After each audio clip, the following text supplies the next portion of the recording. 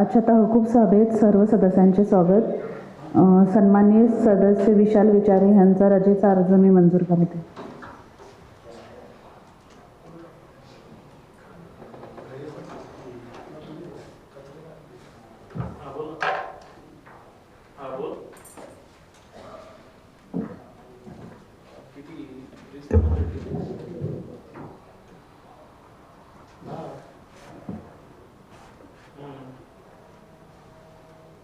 ठराव नंबर 14 सन्माननीय सभागृह नेते मानते. सभाध्यक्ष महोदय, नवी मुंबई महापालिकेतील हद्दीत वायू प्रदूषण नियंत्रण, वायू गुणवत्तेत सुधारणा व शहरात साचलेली धूळ पूर्णतः निर्मूलन करण्यासाठी सर्वसमावेशक वायू प्रदूषण निर्मूलन व वायू गुणवत्ता सुधारणा कार्यक्रम comprehensive air pollution eradication and air quality improvement programme राबवण्याबाबतचा मी ठराव या ठिकाणी मांडत आहे. हे अनुमोदन भेटल्यानंतर मला पुन्हा बोलण्याची संधी द्या. सन्मान्य महापौर महोदया, या ठिकाणी सभागृह नेते सागरजी नाईक साहेबांनी जो प्रस्ताव मांडला त्यात मी अनुमोदन देतो. सभाध्यक्ष महोदय, या गेल्या अनेक वर्षापासून अशा प्रकारचा प्रोग्राम आणि ॲक्शन प्लॅन आपल्या शहरामध्ये राबवावा या दृष्टीने अभ्यास त्या ठिकाणी मी करत होतो. आणि जसं जसं दैनंदिन जीवन जगताना विविध गोष्टींकडे निरीक्षण करताना अनेक गोष्टी लक्षात घेत असताना आपण या आपल्या वायू ॲटमॉस्फिअरच्या दृष्टीने कुठे चाललेलो आहोत हे कळत होतं. आपलं शहर हे AQI इंडेक्समध्ये एवढं खराब आहे आणि यापासून कोणीही नागरिक वाचलेला नाहीये. आज आपला प्रत्येक सदस्य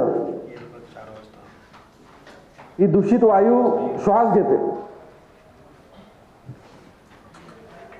आणि हे कुठल्या एका व्यक्तीपर्यंत मर्यादित नाही, तर प्रत्येक व्यक्तीशी निगडीत आहे. कारण की प्रत्येकाचा श्वास हा एकच आहे.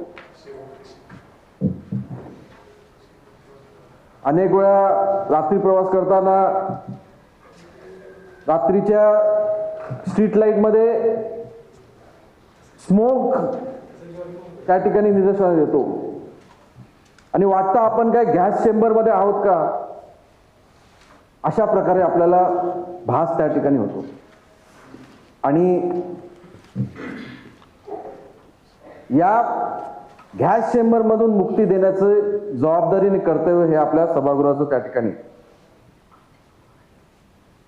आपल्याला प्रॉब्लेम्स माहिती आहेत.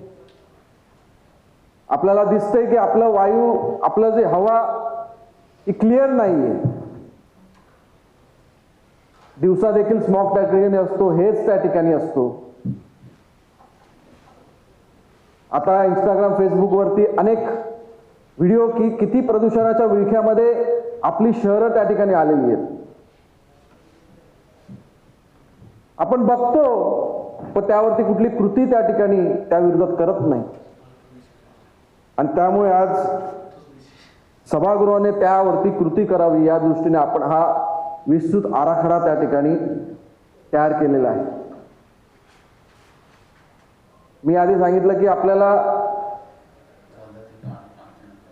की हा 1-2 महिन्याचा, 1-2 दिवसाचा विषय असू शकत. हा सातत्यपूर्ण विषय आहे आणि निश्चितच यामध्ये सातत्य असणं अत्यंत आवश्यक आहे. त्यामुळे 18 महिन्याचा प्रथम ऍक्शन प्लॅन या ठिकाणी मांडलेला आहे.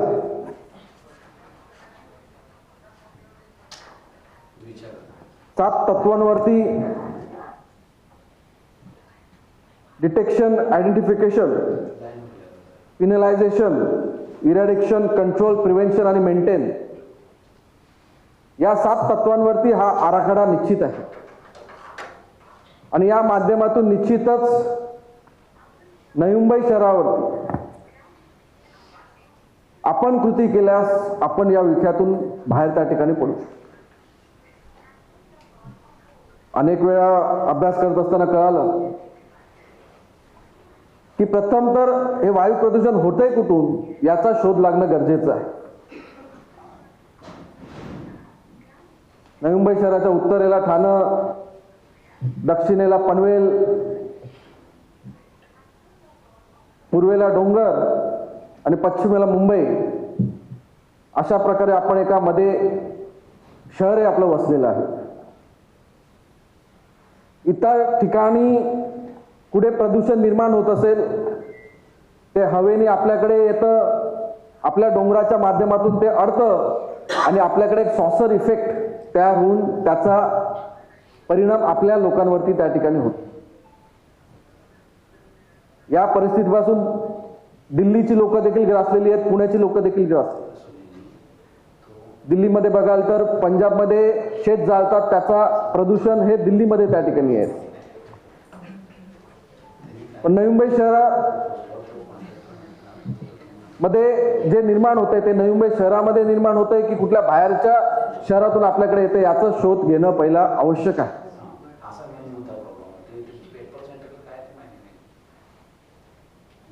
आज एक आपलं नशीब आहे की आपण समुद्र किनारी आपण वसलेलं शहर आहोत. जर आपलं मुंबई ठाणे हे शहर समुद्र किनारी नसतं तर कदाचित दिल्ली आणि पुण्यापेक्षा जास्त भयानक परिस्थिती आपली मुंबईची त्या ठिकाणी असते. जिओग्राफिकल लोकेशनमुळे आपलं प्रदूषण हे हवेच्या माध्यमातून वाहत असतं. PM 2.5, PM 10 आणि इतर गॅसेस हे हवेमध्ये आहेत. तर प्रामुख्याने PM 2.5 आणि PM 10. त्यामध्ये PM 2.5 म्हणजे गाड्यांचा धूर, डिझेल गाड्या जनरेटरचा धूर, औद्योगिक उत्सर्जन आणि PM 10 म्हणजे आपली धुळीची कण. अशा प्रकारचे प्रदूषण मात्रा ही जास्त प्रमाणात आपल्याला दिसून येते. पहिला तर आपल्याला शोधलं पाहिजे की हे प्रदूषण होतंय कुठून. Prevention is better than cure. त्यामुळे पहिला आपल्याला प्रिव्हेन्शन करायचंय. मग प्रिव्हेन्शन करण्याच्या आधी आपल्याला शोध घ्यावा लागेल की ते नेमकं होतंय कुठून. त्यामुळे सेन्सर्स एक सेंटर हब, त्याचबरोबर अनेक सेन्सर्सचं जाळं आणि कमांड सेंटरच्या माध्यमातून मॉनिटरिंग, या माध्यमातून आपल्याला प्रदूषण कुठे सोर्स आहे, स्रोत कुठे आहे शहरामधलं ते आयडेंटिफाय करायला आपल्याला इझी त्या ठिकाणी जाईल. त्याचबरोबर हे शहरात आपल्या शहरातून येतं की या दुसऱ्या शहराचं पाप आहे. हे खूप ठिकाणी बघतो की खूप बाबी या रात्री आपल्याला कधी स्मेल येतो तो देवनारचा आहे का मुलुंडच्या डम्पिंग ग्राउंडचा आहे. तिथून जो मिथेन गॅस येतो तर याचा प्रूव्हन सायंटिफिक शोध घेणं गरजेचं आहे. यामुळे प्रथमच कुठेही प्रयोग नसले केलेला एक वर्टिकल ॲटमॉस्फेरिक प्रोफाइलिंग थेथर्ड बलूनच्या माध्यमातून किंवा नियर स्पेस बलून. थेथर्ड बलून म्हणजे 600 मीटरच्या हाईटवरती बलून त्या ठिकाणी सोडून त्याच्यावर सेन्सर्स, कॅमेरे वगैरे अटॅच केले जातील आणि ती दिवसभराची ॲटमॉस्फेरिक गतिविधी म्हणजे हालचाली ती निरीक्षण करतील आणि कुठून डस्ट पार्टिकल येत आहेत, कुठून गॅस येत आहेत, कुठून मिथेन येतोय, कुठून नॉक्स येतोय, हे सगळं ते आयडेंटिफाय करणार आणि त्यानंतर आपल्याला कळेल की कुठल्या भागातून हे खरं प्रदूषण निर्माण होतं. जर शहराच्या बाहेरून होत असेल तर आपण त्या पद्धतीने वेगळ्या पद्धतीने लढाई लढू. पण शहराच्या आतमध्ये होत असेल तर पिन पॉइंट आयडेंटिफिकेशन त्या स्रोतचं करू. निश्चित बिंदू त्या प्रदूषणाचा कुठे आहे ते आपण शोध घेऊ. ते शोध घेतल्यानंतर प्रथम त्यांना पिनलाइज केलं पाहिजे आणि त्याला थांबवलं पाहिजे. पण जर आपणच त्या ठिकाणी करू तर त्या ठिकाणी ते नष्ट त्या ठिकाणी केलं. मुळात PM10 पार्टिकल हा आपल्या हवेमध्ये खूप, आणि आपण जिथे बघावं तिथे जातो धुळीचं साम्राज्य. आपल्या MIDC भागात असो, शहरी भागात असो, ते आपल्याला बघायला भेटतं. गाड्यांच्या माध्यमातून ते धुळीचं साम्राज्य हवेत, मग हवेमधून परत हवेच्या माध्यमातून पूर्ण शहराभर ते पसरलं जातं. आपण जसं घर साफ करतो तसं नवी मुंबई शहर देखील आपण एकदाची इंटेन्सिव्ह क्लिनिंगच्या माध्यमातून प्रत्येक लेगसी डस्ट जे साचलेलं आहे ते साफ केलं पाहिजे. आणि ते कशा माध्यमातून करायचं या बाबतीचा आराखड्यामध्ये ते नमूद केलं. एकदा काय साईड शोल्डरला डिवायडरच्या इकडे मोकळ्या भूखंडावरती आपण ज्या धुळी साचलेल्या आहेत त्या उडून हवेत जातात, ते आपण नष्ट केलं तर ते धुळीत मिसळणार नाही. त्यामुळे आपण हे PM10 पार्टिकल धुळीमध्ये येण्यासाठी अनेक प्रिव्हेन्शन त्या ठिकाणी करू. जेटिंग मशीन, जेटच्या सहाय्याने वॉटर जेट, ज्यामध्ये आपलं STPचं पाणी वापरून जसं आपलं घर धुतो तसं आपलं शहर त्या ठिकाणी धुतलं, या डस्ट पार्टिकल पासून आपल्याला त्या ठिकाणी मुक्तता त्या ठिकाणी. एकदा पुन्हा धुवायचं आहे आणि नंतर मग दैनंदिन साफसफाईच्या माध्यमातून ते आपल्याला मेंटेन त्या ठिकाणी करायचं. ही काय आठवड्याभरात 10 दिवसात होणार नाही. ही एक प्रॉपर मोहीम आहे. त्यामध्ये प्रत्येक सदस्यांनी त्यामध्ये सहभागी व्हायला पाहिजे आणि प्रत्येक सदस्यांनी निरीक्षण त्या ठिकाणी केलं पाहिजे. ज्या ज्या ठिकाणी ओपन प्लॉट आहेत त्या ओपन प्लॉटवरती सॉइल स्टॅबिलायझिंग स्प्रे त्या ठिकाणी अप्लाय केलं तर धूळ त्या प्लॉटवरती उडणार नाही. त्यामुळे हे काय नवीन नाही. आपण कुठल्या गोष्टीचं पायनियर नाही. जे दुसरीकडे चाललंय तेच आपल्याला बघायचं आणि करायचं आहे. या माध्यमातून एक इच्छाशक्ती लागते. त्या इच्छाशक्तीच्या माध्यमातून आपण आपल्या शहराचं देखील वायू प्रदूषणापासून कशी मोकळीक होईल ते करू शकतो. कोपरखैरना साईडला अनेक आमच्याच सेक्टरमध्ये मी जातो तर आम्हाला रात्री स्मॉग दिसतो. नंतर बघितलं की आमच्या डोंगराच्या पाठीबरोबर एक्झॅक्टली तळोजा आहे. भारतातला सगळ्यात जास्त प्रदूषण करणारे भाग म्हणजे तळोजा. त्या तळोजामधून दिवसभर जो गॅस सोडला जातो तो रात्री आमच्याकडे येतो आणि आमच्याकडे बसतो थंडी. तर अशा पद्धतीचं आयडेंटिफिकेशन करणं गरजेचं. हा आपला ऍक्शन प्लॅन आहे. नवी मुंबई महापालिकेने काय केलं पाहिजे, सेन्ससचं जाळं त्या ठिकाणी केलं पाहिजे, शोध प्रक्रिया त्या ठिकाणी राबवली पाहिजे आणि हे आपलं कर्तव्य आणि जबाबदारी त्या ठिकाणी. या शहरामध्ये प्रत्येक येणारी गाडी जी कन्स्ट्रक्शन साईट आहे त्यावरती जेट फॉग मशीन हे असले पाहिजेत आणि झाकून केलं पाहिजे आणि त्यांच्यावर एन्फोर्समेंट त्या ठिकाणी केलं पाहिजे जेणेकरून कोणीही या गोष्टीमध्ये आपला जबाबदारी पूर्णपणे पार पाडतील अशा दृष्टीने आपण अंमलबजावणी त्याची केली. आता हा आपला ऍक्शन प्लॅन आहे. या संबंधी बायलॉज देखील बनवणं आवश्यक आहे. पुढच्या येणाऱ्या सभेमध्ये बायलॉज बनवण्याची प्रक्रिया करू जेणेकरून कायदेशीर कारवाई आपण जे ऑफेंडर आहेत त्यांच्यावर करू शकतो. आपल्या शहरामध्ये कुठलीही कन्स्ट्रक्शन गाडी ही जो माल आहे तो ओपन पद्धतीने येणार नाही, तो झाकूनच येईल. अशा प्रकारचे चेकपोस्ट आणि कुठलीही ओपन धूळ आपल्या शहरात एंटर करणार नाही या दृष्टीने उपाययोजना या सर्व याच्यामध्ये नमूद आहे. आपण वाचलं तर असेलच टकूप सभा होऊन खूप दिवस आपल्याला वाचायला अनेक काळ त्या ठिकाणी भेटला असेल. मला वाटतं पहिला इंग्लिशमध्ये आलं, पण आपल्या सगळ्यांनाच इंग्लिश त्या ठिकाणी कळत नाही, त्यामुळे मराठी कॉपी देखील ट्रान्सलेशन आपल्याला त्या ठिकाणी पोचवण्यात आली. पण यामध्ये प्रत्येकाचा एक योगदान त्या ठिकाणी असलं पाहिजे. आणि ही बाब फक्त नवी मुंबई महापालिका ही निगडीत नसून इतर महापालिकांना देखील या प्रक्रियेमध्ये सामावून घेतलं पाहिजे. ही पूर्ण MMR रिजनचा हा संयुक्त सहभाग असणं त्या ठिकाणी गरजेचं आहे. या मध्ये संपूर्ण वायू प्रदूषण आणि डस्ट पार्टिकल कंट्रोल, एक कॉम्प्रिहेन्सिव्ह एअर पॉल्युशन इरॅडिक्शन आणि एअर क्वालिटी इम्प्रूव्हमेंट प्रोग्राम त्या ठिकाणी तयार केले. तर आपण या ठिकाणी विस्तृत अशी चर्चा करू, ज्या गोष्टी राहिल्या असतील त्या यामध्ये इन्सर्ट करू.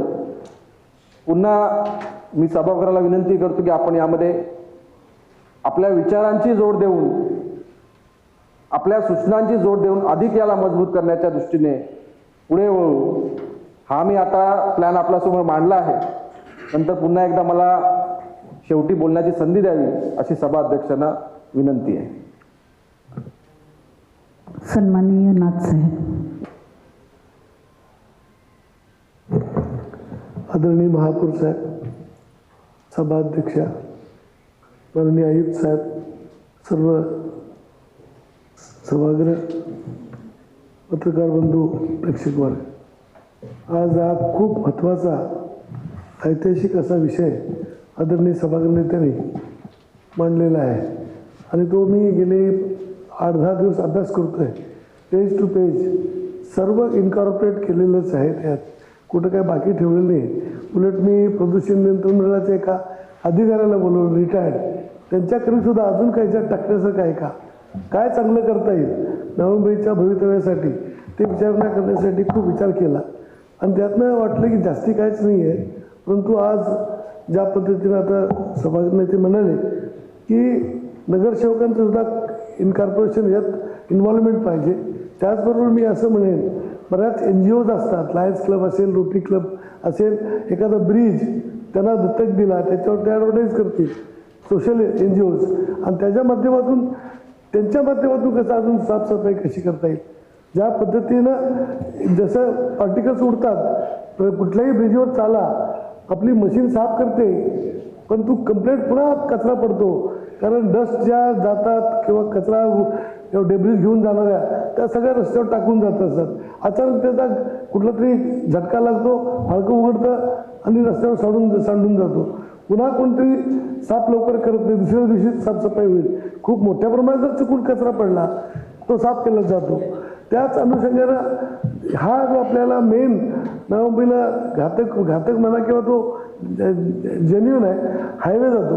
तर हायवेच्या माध्यमातून एवढा प्रदूषण होत असतो रेग्युलरली, त्याच्या बाजूने साऊंड बॅरियरची होणं ही काळाची गरज आहे. मग साऊंड माध्यमातून असेल, त्यातनं होणारं पोल्युशन असेल, आवाजाचं असेल, ह्या सगळ्या गोष्टी, तर साऊंड बॅरियर लावून त्याचबरोबर स्प्रिंकलर्स, मॅक्झिमम पाण्याचे स्प्रिंकलर सारखे कसे पडतील जेणेकरून तिथल्या तिथं तो सेटल केला जाईल.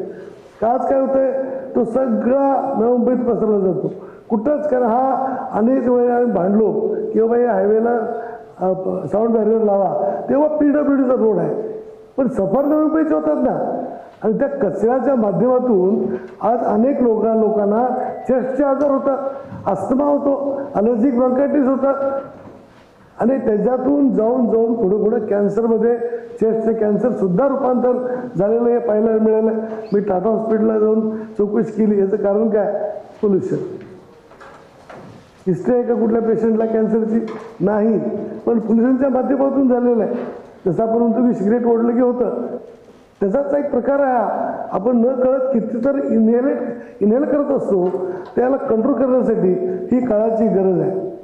त्याचबरोबर आज आपण अनेक साईटवर आपण हे केलेलं आहे की नवीन बघतो आता त्याचं इथला काय रेशो आहे, कुठं नवीन बिल्डिंग चालू आहे, त्यांना आपण ते फवारे पाण्याचे सोडण्यासाठी कंपल्सरी केलेले आहेत. पण बऱ्याच ठिकाणी ते वापरले जात नाही. कधी काम चालू आहे त्यावेळेस चालू असताना वापरायला पाहिजे त्यावेळेस तो दिसत नाही. आणून ठेवलंय महापालिकेनं किंवा प्रदूषण नियंत्रण मंडळाने त्याला कंपल्सरी केलं असेल की हे लावा, ते लावलेलं आहे, पण तो वापरते कोण? त्यांच्यावर सुद्धा निगराणी ठेवण्यासाठी आपली एक यंत्रणा हवी आहे की जेणेकरून पाहिलं पाहिजे ते करताना लगेच तिथं पावती नुसतं मांडवाळी न करता दंडात्मक कारवाई केली पाहिजे त्यांच्यावर. तिथल्या इथं पावती फाडून त्याला द्यायलाच पाहिजे. म्हणजे हे जर जीव ओतून जर प्रत्येक अधिकाऱ्याने किंवा ज्यांच्यावर जी जबाबदारी दिली त्यांनी जर केलं नाही तर याला मग उपाय नाही आहे. प्रत्येक ठिकाणी हात मिळवून होता कामा नये. आज या ठिकाणी अनेक गोष्टी आहेत, पण हा मला वाटतं खूप स्टडीड मटेरियल आहे, जास्त बोलण्यासारखं मला तर वाटत नाही. पण या मी सूचना केल्या तर स्प्रिंकलर आणि साऊंड बॅरियर्स हे करणं गरजेचं आहे. ज्यावेळेला आम्ही साऊंड बॅरियर लावा म्हटलं हा PWDचा रस्ता आहे, पण PWDचा आहे, PWD बांधलेला आहे, PWD वाढवलेला आहे. आता झाला जो काय सहा पदरी 8 पदरी वाढवायचा झाला, पण त्याच्या आता बाजूनं कम्प्लिटली साऊंड बॅरियर लावणं ही काळाची गरज आहे आणि याच्यावर विशेष बजेट ठेवून तुम्ही करावं. त्याचबरोबर स्प्रिंकलर्स माझ्या आम्ही अनेक ठिकाणी पाहिलेले आहे. नाईक साहेबांच्या या रीती बंदरच्या ऑफिसवर असायचे, आम्ही जेव्हा त्याला भेटायला जायचं तेव्हा स्प्रिंकलर्स लावले चारी बाजूला आणि असं वाटायचं की एसीत आपण ओपनलीच बसलोय, पण एसी तशी वातावरण सुद्धा निर्मिती होईल. त्या अनुषंगानं लक्ष घालावं. आणि पुन्हा एकदा मी सागर नाईक साहेबांचं अभिनंदन करतो. खूप अभ्यास करून ठराव मांडलेला आहे आणि ह्याच्यात काही सूचना असतील ती इतर सदस्य करतील. धन्यवाद.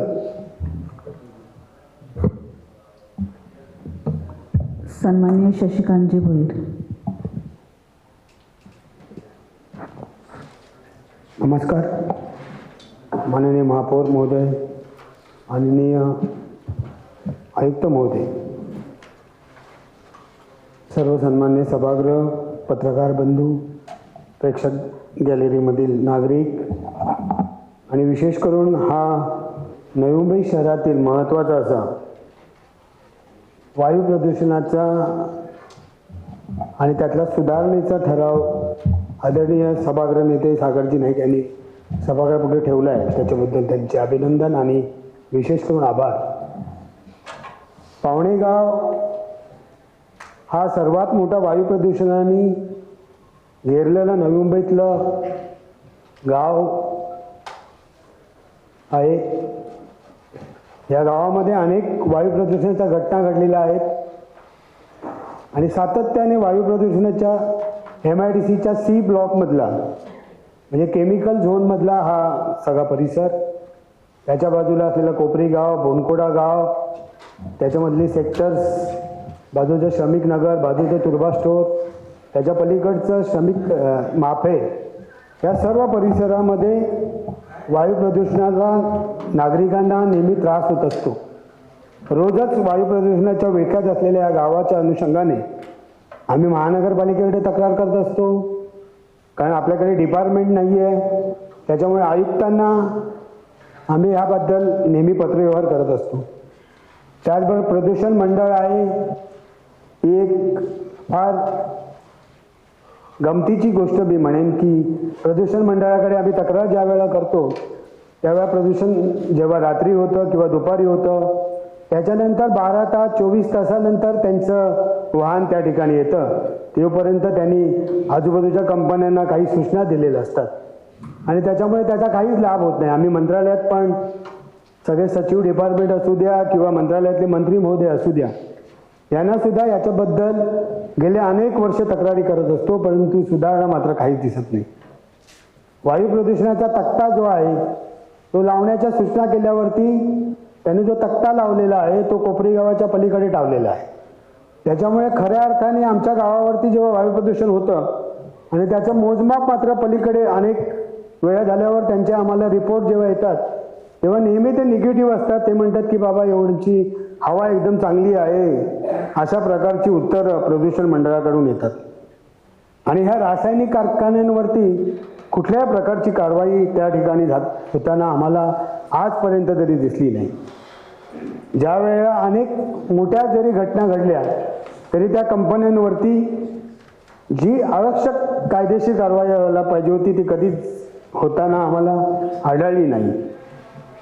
वायू प्रदूषणाच्या अनुषंगाने पावणे नाल्यामध्ये ज्या नाल्याला नेहमी वायू प्रदूषणाचा विळखा असतो, अनेक सगळ्या छोट्या मोठ्या कंपन्यांचं त्या ठिकाणी रसायन त्या नाल्यामध्ये येत असतं. तक्रार केल्यानंतर महानगरपालिकेची अग्निशामक दलाची गाडी येते, त्याच्यावर नुसती पाणी मारते आणि त्याच्यातून काही निष्पन्न होत नसतं आणि त्यानंतर काही त्याच्यावरती उपाय नाही असं म्हणून सांगतात. त्याच्यानंतर प्रदूषण मंडळाने एक वेगळाच अजब शोध त्या ठिकाणी लावला की पावणेगाव, श्रमिक नगर याचं जे काही सांडपाणी किंवा मलनिर्सरणाचं पाणी त्या ठिकाणी येतं आणि मग ते केमिकलमध्ये मिक्स होतं आणि म्हणून मग एक रसायन बाहेर पडतं आणि त्या रसायनामधून लोकांना त्रास होत असतो. मग आम्ही त्यांना सांगितलं की महानगरपालिकेला तुम्ही त्या ठिकाणी जागा द्या MIDCला. MIDCनी जागा कबूल केली. त्या ठिकाणी नाल्याच्या बाजूला STP बनवण्यासाठी महानगरपालिका तयार झाली, परंतु त्याच्यानंतर पुन्हा एकदा MIDCनी जागा देण्यासाठी नकार दिला. त्याच्यामध्ये CETP हा एक MIDCनी लघु उद्योजकांकडून चालवलेला एक प्रकल्प आहे. त्याची पाहणी केल्यानंतर सुद्धा तुमच्या सुद्धा लक्षात येईल, कारण अनेक वेळा आम्ही तक्रारी केल्यावर त्याच्या पाहण्या होतात, पण त्या पाहण्यामध्ये जे पाणी ते त्यांच्या प्लांटमध्ये घेतात त्याच्यामध्ये काही प्रक्रिया न करता पुन्हा ते नाल्यामध्ये असंच सोडत असतात आणि त्याच्यामुळे त्या CETPचा काही उपयोग त्या MIDCच्या कारखानदारांनाही होत नाही आणि लोकांना सुद्धा होत नाही. प्रदूषण ही फार मोठी बाब आहे, कारण त्याच्यामुळे नागरिकांना अनेक आजारांना, त्या परिसरातल्या आजारांना सामोरं जावं लागतं आणि गेले अनेक वर्ष हा सगळा प्रकार चालू आहे. त्यासाठी मी तर म्हणते की महानगरपालिकेची एक यंत्रणा त्या ठिकाणी साहेबांनी अनेक मुद्दे म्हटलेत, पण त्या मुद्द्यामध्ये महानगरपालिकेचं प्रदूषण डिपार्टमेंट हे एक वेगळं असणं आता माझ्या मते गरजेचं आहे. त्याचं एक कार्यालय MIDC क्षेत्रातच असायला हवं. त्याचं झोनल कार्यालय जे आहेत ते निश्चितपणे MIDC भागातच सर्वात जास्त असल्यामुळे त्या ठिकाणी असणं गरजेचं आहे आणि त्याचं मुख्य कार्यालय मात्र किंवा त्याची लॅब जी असेल ती सुद्धा निर्माण करणं यामध्ये गरजेची आहे. महानगरपालिकेच्या माध्यमातून ते प्रदूषण यंत्र महानगरपालिकेकडे काही नाही. महानगरपालिकेचे कमिशनर साहेब त्यांना पत्र दिल्यानंतर मग ते एक छोटंसं यंत्र आणून बसवतात आणि मोठा जर प्रॉब्लेम झाला तर त्यांची गाडी येते. ती मगाशीच मी सांगितल्याप्रमाणे ती गाडी सुद्धा फार उशिरा येते. जर महानगरपालिकेने ती प्रदूषण नियंत्रण मंडळाची जर वाहन खरेदी केले, एक नाही तर जास्त खरेदी करावी लागतील आणि ते सर्व झोनमध्ये जर उपलब्ध झाले तर तातडीने साहेबांनी मगाशी सांगितलं त्याच्याप्रमाणे जो कोणी प्रदूषण करतोय तो त्या ठिकाणी लगेच सापडण्याची व्यवस्था होईल. दुसरं, आमच्याच गावाच्या बाजूला डम्पिंग ग्राउंड महानगरपालिकेचा आहे. त्याचाही त्रास त्या सर्व परिसरातला, म्हणजे नुसता पावणा नाही, तुर्बा स्टोर, शिवशक्तीनगर, तुर्बा नाका, इंदिरानगर, गणपतीपाडा या सर्व भागातल्या लोकांना त्या डम्पिंग ग्राउंडचा मॅडम त्रास होत असतो. तर विनंती आहे की त्या डम्पिंग ग्राउंडवरती आपण आता प्रक्रिया करून त्याचं जे काही करतोय ते महानगरपालिकेने नीट केलं पाहिजे, कारण तो कोपरखाण्याचा डम्पिंग ग्राउंड निश्चितपणे तुर्ब्याला आणला गेला. त्यावेळेला महानगरपालिकेने आम्हाला अनेक गोष्टी सांगितल्या होत्या की बाबा इथे प्रदूषण होणार नाही, आम्ही शास्त्रीय पद्धतीने सगळा त्याचं काम करू, परंतु निश्चितपर्यंत आत्तापर्यंत त्याचं काही त्या ठिकाणी होत नाही. आणि त्या डम्पिंग ग्राउंडला जाणारी वाहनं आहेत ती सगळी पावणेगाव आणि त्याच परिसरातून जात असतात. ती डम्पिंग ग्राउंडच्या अनुषंगाने नीट नियोजन, त्याची वेगळी वाहनं वगैरे आणण्याची व्यवस्था महानगरपालिकेने केली पाहिजे. यासाठी लॅबमध्ये महानगरपालिकेने आत्ताच तज्ज्ञ कर्मचाऱ्यांच्या भरत्या चालू करणं गरजेचं आहे. त्याचबरोबर MIDC मध्ये ज्या काही कंपन्या अशा प्रकारच्या प्रदूषणाच्या गोष्टी करत असतात त्याच्यावरती महानगरपालिकेने आपल्या वतीने नोटिसा देणं आणि त्यांच्यावरती कारवाई करण्याची भूमिका घेणं ही महत्त्वाची भूमिका महानगरपालिकेने बजावली पाहिजे. कारण प्रदूषण मंडळ त्यांच्यावरती कुठल्याही प्रकारचा त्या ठिकाणी कुठल्याही प्रकारच्या नोटिसा महानगरपालिका देत नसल्यामुळे महानगरपालिकेने जरी अधिकार नसले तरी शासनाकडनं ते अधिकार घेऊन त्या ठिकाणी निश्चितपणे त्यांच्यावरती कारवाईचे किंवा वायू प्रदूषण रोखण्याचं काम या ठिकाणी केलं पाहिजे. त्याचबरोबर 14 गावामध्ये सुद्धा आम्ही नगरसेवक म्हणून काम करतोय. त्या ठिकाणी जर आपण रोडवरती गेला तर अनेक भंगारची दुकानं आपण त्या ठिकाणी पाहत असतो आणि त्या भंगारांमध्ये रितसर त्यांच्याकडे काहीच परमिशन नाही किंवा अनऑथोराइज असल्यामुळे ते ड्रममधले केमिकल जाळत असतात आणि त्याचा पिंपरी असू दे किंवा 14 गावातल्या सुंदर अशा नैसर्गिक गावांमध्ये प्रचंड प्रमाणात वायू प्रदूषण त्या ठिकाणी होत असतो आणि त्या वायू प्रदूषणाचा त्रास त्याप्रमाणे 14 गावाला होतो. त्याचाच मगाशी साहेबांनी सांगितलं की तळोजा असू द्या किंवा या सगळ्या कंपन्यांचा मोठ्या प्रमाणात ते आमच्या पूर्व दिशेला असल्यामुळे तिकडनं ज्या वेळेला वारे पश्चिमेकडे वाहत असतात तर त्यावेळेला निश्चितपणे तो सगळा त्रास ह्या भागातल्या लोकांना सुद्धा होत असतो. तर आता 14 गावं तर आपल्याकडे आलेली आहेत. तिथल्या नागरिकांच्या सुद्धा समस्यांचं निराकरण आपण त्या ठिकाणी केलं पाहिजे. तर तिथे तर प्रदूषण मंडळाचं कुठलंही हे नसल्यामुळे महानगरपालिकेने त्याच्याबद्दल आग्रही भूमिका घेतली पाहिजे, त्यांच्यावरती कारवाई केली पाहिजे असं मला या ठिकाणी वाटतं. आणि पुन्हा एकदा सागर नाईक साहेबांचे मी अत्यंत धन्यवाद करेन की त्यांनी नवी मुंबईच्या या आधुनिक शहरामध्ये हा वायू प्रदूषण, कारण अन्न पाणी ज्याप्रमाणे गरजेचं आहे माणसाच्या आरोग्यासाठी त्याचप्रमाणे वायूसुद्धा माणसाच्या आरोग्यासाठी महत्त्वाचा घटक असल्यामुळे तो मुद्दा साहेबांनी घेतल्याबद्दल मी त्यांचे अभिनंदन करेन आणि महानगरपालिकेने ह्या सगळ्या गोष्टींबद्दल तातडीने कारवाई करावी अशी मी या ठिकाणी विनंती करेन. सन्माननीय सदस्य सुरेजी.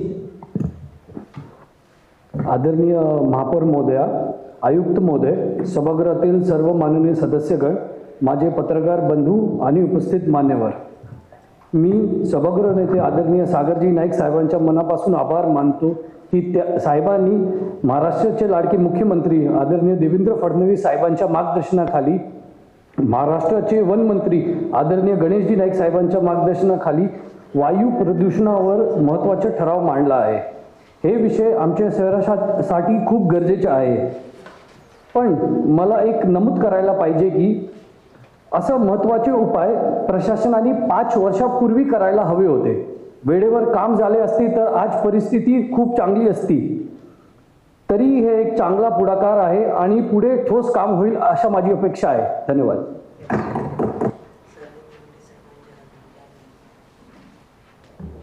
सन्माननीय सदस्य भरत भुईरजी. सन्माननीय महापौर मॅडम, सन्माननीय आयुक्त साहेब, आमचे सभागृह नेते सागरजी नाईक साहेब, विरोधी पक्षनेते डोंगुले साहेब व सभागृहातील माझे सर्व सहकारी पत्रकार बंधू, आज जो आमच्या साहेबांनी विषय घेतला आहे, सागर नाईक साहेबांनी, एकदम अत्यंत महत्त्वाचा विषय आहे.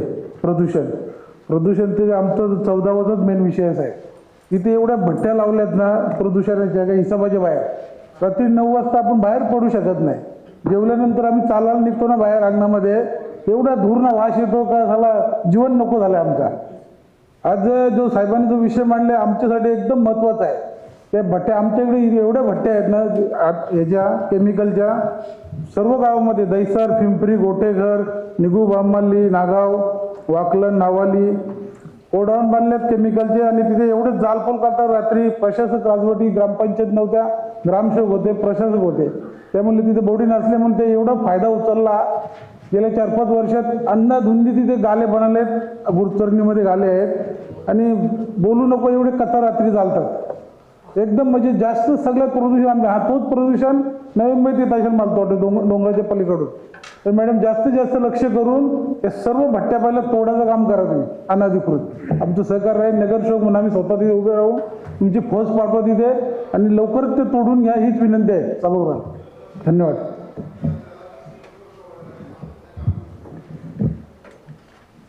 सन्माननीय निशांत भगतजी. सन्माननीय महापौर सभा अध्यक्षा, सन्माननीय आयुक्त साहेब, सन्माननीय सचिव मॅडम, सन्माननीय सभागृहातील सर्व सदस्य, प्रेक्षकगृहातील सर्व प्रेक्षक, पत्रकार बंधू, विषय क्रमांक 14 नवी मुंबई महानगरपालिका हद्दीत वायू प्रदूषण नियंत्रण, वायू गुणवत्तेत सुधारणा व शहरात साचलेली धूळ पूर्णतः निर्मूलन करण्यासाठी सर्वसमावेशक वायू प्रदूषण निर्मूलन व वायू गुणवत्ता सुधारणा कार्यक्रम comprehensive air pollution reduction and air quality improvement programme राबविण्याबाबत हा ठराव सागर नाईक साहेब यांनी आपल्या सभागृहासमोर आणलेला आहे. मागच्या काही सभांमध्ये आदरणीय सभागृह नेते महाराष्ट्र महानगरपालिका अधिनियमाचा किस काढला असं बऱ्याच जणांचं म्हणणं, म्हणजे अक्षरशः आपले आयुक्तही काल कवितेतून त्यांनी बोलून दाखवलं की मला बरंच काही बोलायचं आहे, अशा कवितेतून त्यांनी बोलून दाखवलं. या ठिकाणी मला सांगायचं आहे की एक दासबोधातली एक ओवी आहे, ती ओवी खऱ्या अर्थानं सागर नाईक साहेब आपल्याला लागू होत नाही, परंतु आम्हा सर्वांना ती लागू होते. ज्यास स्वहिताची करणे त्यास किती म्हणून सांगणे, हे ज्याचे त्याचे समजणे सकळ काही. ही ओवी वाचून दाखवायचं कारण एकच आहे की आज सागर नाईक साहेबांनी सभागृह नेत्यांनी अधिनियमावर न बोलता शहराच्या दृष्टिकोनातून शहराचं प्रदूषण वाढत आहे त्याबद्दल त्यांनी जो ठराव घेऊन आलेला आहे त्याच्याबद्दल आज प्रत्येकाच्या वार्डामध्ये जी परिस्थिती निर्माण झालेली आहे त्या परिस्थितीबद्दल जर विचार केला तर हा सागरजी नाईक साहेब यांनी आणलेल्या ठरावाबद्दल मी आत्ताच सध्या एक नवीन पिक्चर रिलीज झालेला आहे धुरंधर, आणि म्हणून सभागृह नेत्यांना मी धुरंधर ही उपमा या सभागृहाच्या माध्यमातून देऊ इच्छितो. कारण धुरंधर या चित्रपटामध्ये आतंकवादी दहशतवादी यांना संपवण्यासाठी काम केलेलं होतं, आणि या शहरामधलं वायू प्रदूषण संपवण्याचं काम सागरजी नाईक साहेब यांनी हातात घेतलेला आहे, आणि तसा प्रोग्राम आपल्या समोर आणलेला आहे. आणि म्हणून धुरंधर सभागृह नेते अशी उपमा मी त्यांना या ठिकाणी देतो. 18 महिन्याच्या ह्या वायू प्रदूषणाच्या नियंत्रणाच्या कार्यक्रमामध्ये बऱ्याच गोष्टीचा उल्लेख त्याच्यामध्ये झालेला आहे. मग रस्त्यावरची धूळ साफ असू देत किंवा झाडांवरील धूळ, हवेतील प्रदूषण मॉनिटरिंग करण्यासाठी बलूनचा उपयोग करायचा आहे, फॉग कॅनल पाण्याचा फवारा सोडणे, अशा विविध उपाययोजना ज्याच्यामध्ये ग्रॅव्हल जे दगडाचे तुकडे ओपन स्पेसमध्ये म्हणजे झाडांच्या अवतीभोवती ज्या ठिकाणी माती उडणार नाही असेही उपक्रम या कार्यक्रमामध्ये घेतलेले आहेत. काही सूचना किंवा सुधारणा या ठिकाणी सुचवाव्याशा वाटत आहेत. महापौर महोदया, आमच्या प्रभागामध्ये जवळजवळ 12 प्रकल्प हे चालू आहेत. 12 प्रकल्पांमध्ये जे काही त्या ठिकाणी ध्वनी प्रदूषण ज्या ठिकाणी होतंय, वायू प्रदूषण होतंय, प्रत्येक भूखंडाची साईज ही जवळजवळ 2500 ते 3000 मीटर पासून ते 7 ते 7500 मीटरचे भूखंड आहेत. मी आपल्याला मधल्या काळामध्ये एक निवेदन दिलेलं होतं की भूखंडाची साईज जर 2000 मीटरची असेल किंवा 2000 पेक्षा जास्त भूखंडाची साईज असेल तर त्या ठिकाणी वायू प्रदूषण बाहेर पडू नये, त्याचे कण बाहेर पडू नये म्हणून त्या ठिकाणी मोठ्या गमल्यामध्ये, मोठ्या कुंड्यांमध्ये 14 ते 16 फुटांची झाडं त्या ठिकाणी लावावीत, जेणेकरून तिथून बाहेर पडणारी धुळीचे कण हे त्याच ठिकाणी थांबतील. कारण आपण ज्या काही यामध्ये अनुपालनासाठी काही त्यांना अनुपालन करण्यासाठी जे सांगितलेले आहेत त्याच्यामध्ये ही गोष्ट मात्र त्याच्यामध्ये मेन्शन नाही. जसं आपण त्यांना आपण सांगत असतो की प्रत्येक गाडी त्या भूखंडामधून, त्या प्रकल्पामधून बाहेर पडताना त्याचे टायर धुतले पाहिजे, त्या भूखंडाच्या सीमेवर पत्रे लावले पाहिजे, नेट लावली पाहिजे. अशा परिस्थितीमध्ये हे जरी समजा अनुपालन आपण त्यांना सांगितले असेल तर त्याच्यामध्ये एक अनुपालन मी जसं सांगितलं त्या ठिकाणी 14 ते 16 फुटाची मोठी झाडं ही त्या ठिकाणी मेन्शन केली पाहिजे. त्यासोबतच एक आपला शहरामध्ये ज्या वेळेस आपण एंट्री करतो, म्हणजे मग आपण वाशी टोल पासून ते बेलापूर पर्यंत असो किंवा ठाणे बेलापूर रोड असो, या ठिकाणी आपल्याला ग्रीन बॅरियर कसं उभं करता येईल, ग्रीन कव्हर प्लान आपल्याला नाव देऊन त्या ठिकाणी काम कसं करता येईल, जेणेकरून प्रत्येक सर्व्हिस रोडच्या किंवा हायवेच्या साईडला अशोकाचं झाड किंवा बांबूचं झाड त्या ठिकाणी लावून ती धूळ शहराच्या आतमध्ये जाणार नाही. जसं मी मागाशी उल्लेख केला की ग्रीन बॅरियर नाव देऊन तशी एक कल्पना आपण राबवून प्रत्येक हायवेच्या साईडला ग्रीन बॅरियरच्या नावाने अशोकाचं झाड किंवा बांबूचं झाड हे 2 झाडं का सुचवते की ते ऑक्सिजन खेचून घेतात, धूळ थांबू ठेवू शकतील आणि म्हणून त्या ठिकाणी या 2 झाडांचा उपयोग हे मुख्य रस्त्यांवरती जे हायवे असतील त्या ठिकाणी हे केले पाहिजे. त्यासोबतच मगाशी मी जसा उल्लेख केला की ध्वनी प्रदूषणाचा प्रकार म्हणजे माझ्या प्रभागामध्ये 4 सेक्टर असे आहेत, 16, 17, 18 आणि 19 या 4 सेक्टरमध्ये मगाशी मी उल्लेख केला जवळजवळ 12 प्रोजेक्ट चालू आहेत. त्यांच्या टायमिंगचं कुठलंही बंधन त्यांना नसल्यामुळं, वायू प्रदूषणाचा कंट्रोल नसल्यामुळं, प्रदूषण मंडळाचा त्या ठिकाणी कंट्रोल नसल्यामुळं त्या ठिकाणी ध्वनी प्रदूषण सकाळी 7 वाजताच काम चालू करतात आणि रात्रीपर्यंत उशिरापर्यंत चालू असतं आणि मग ध्वनी प्रदूषण हे मोठ्या प्रमाणात त्या ठिकाणी होत आहे. आणि म्हणून या सगळ्या गोष्टी आपण एवढा 18 महिन्याचा कार्यक्रम ज्या ठिकाणी घेतलाय त्यामध्ये काही सुधारणा ज्या मी सुचवलेल्या त्या याच्यामध्ये आपण सुधारणा सुचवत असताना ते याच्यामध्ये घेतलं पाहिजे अशी विनंती करतो. आणि पुन्हा एकदा या ठिकाणी हा कार्यक्रमाच्या माध्यमातून आपल्या शहरातलं प्रदूषण नियंत्रणात येईल अशी आशा बाळगतो आणि मी जे सुधारणा सुचवल्या त्या याच्यामध्ये आपण मेन्शन करू अशी अपेक्षा करतो. धन्यवाद. सन्माननीय सदस्य निशांतजी भगत यांनी जी सूचना केली त्यासाठी अनुमोदन देत. सन्माननीय महापौर महोदय, सन्माननीय आयुक्त, सन्माननीय सभागृह नेते, विरोधी पक्षनेते, सन्माननीय त्याचप्रमाणे पत्रकार बंधू, प्रेक्षकातील प्रेक्षकगृह आणि सर्व नगरसेवक, आज आमचे नेते सन्माननीय सभागृह नेते सागरजी नाईक साहेब यांनी विषय क्रमांक 14 जो वायू प्रदूषण नियंत्रण आणि वायू गुणवत्तेत सुधारणा शहरात साचलेली धूळ पूर्णत निर्मूलन करण्यासाठी सर्वसमावेशक वायू प्रदूषण निर्मूलन व वायू गुणवत्ता सुधारण्याच्या संदर्भात या ठिकाणी राबवण्याच्या संदर्भातला विषय या ठिकाणी सभागृहापुढे मांडला. यापूर्वी बोलत असताना सर्व सदस्यांनी आदरणीय सागरजी नाईक साहेब यांचं अभिनंदन करत असताना बऱ्याच उपमा दिल्या. आज आमचे निशांत भगत यांनी तर धुरंधर 1चा पार्ट आम्ही पाहिला, परंतु धुरंधर 2चा पार्ट आम्हाला पाहायला अजून भेटला नाही म्हणजे त्या ठिकाणी, पण या ठिकाणी पाहतोय. या ठिकाणी धुरंधर 2चा पार्ट पाहत असताना भले धुरंधर हा कशासाठी त्या ठिकाणी वावरतो, कोणाला नामशेष करण्यासाठी वावरतो की या ठिकाणी आपल्या भारतामधील या चाललेल्या घटनांवरती आधारित चालतो, हा जरी भाग असला तरी सागरजी नाईक साहेब आम्ही सभागृहाच्या वतीनं आपलं अभिनंदन करतो. आज राज्यामध्ये वायू प्रदूषणाच्या संदर्भात महाराष्ट्र शासन अनेक या ठिकाणी उपाययोजना करत आहेत.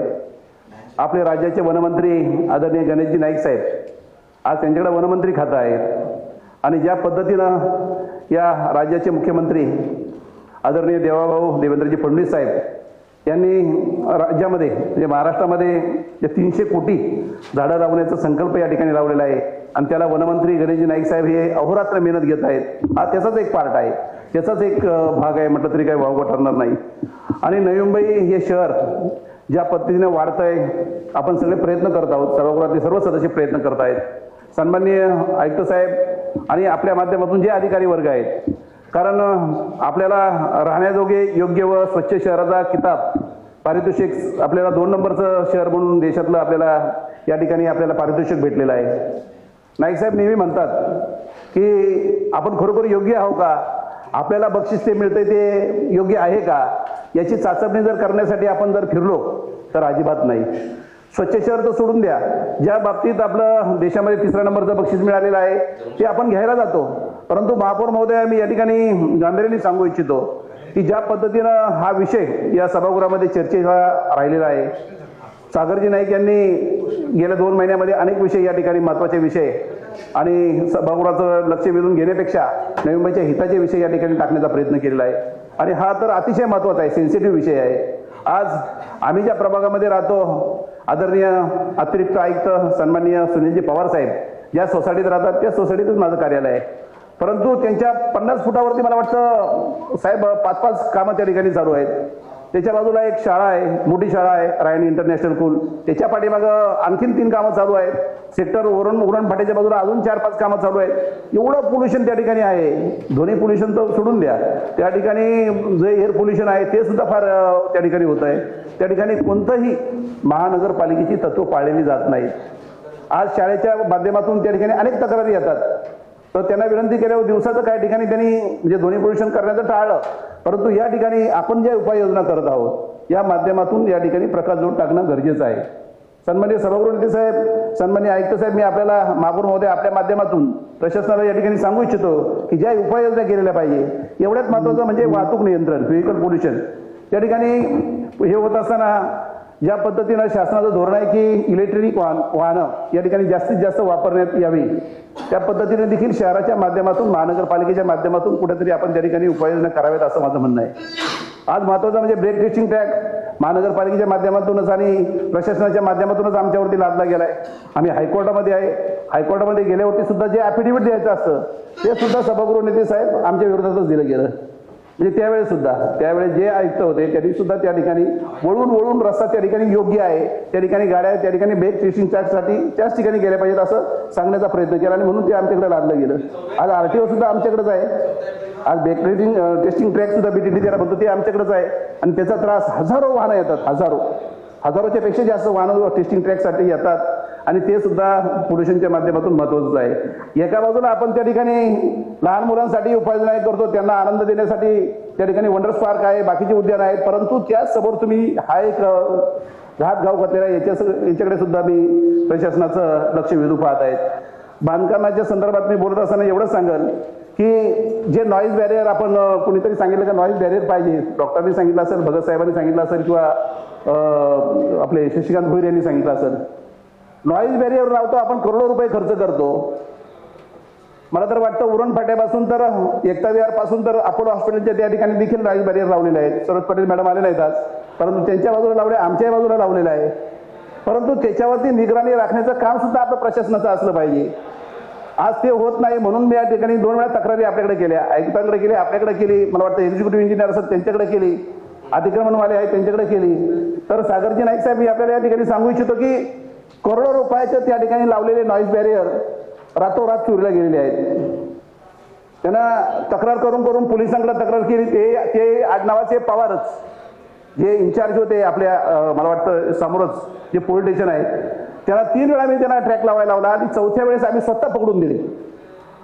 जवळजवळ 1.5 ते 2 कोटी रुपयाचं त्यांनी भंगाराच्या माध्यमातून चोरीला ते नॉईज बॅरियरचे प्लेट्स दिलेले आहेत, दोन्ही बाजूच्या प्लेट्स दिलेले आहेत. एका बाजूला आपण लावायचा प्रयत्न करतो, एका बाजूला काढायचा प्रयत्न केला. जवळजवळ 6 ते 7 महिन्यामध्ये आपले 2 ते 2.5 कोटीचे त्या ठिकाणी भंगारच्या माध्यमातून त्यांनी विकलेले आहे. परंतु त्याच्यावरती कोणत्याही पद्धतीची कारवाई झाली असं मला वाटत नाही. फक्त नावाला आपण त्या ठिकाणी NC गुन्हा दाखल केला, परंतु ते पुढे काय झालं काही कळत नाही.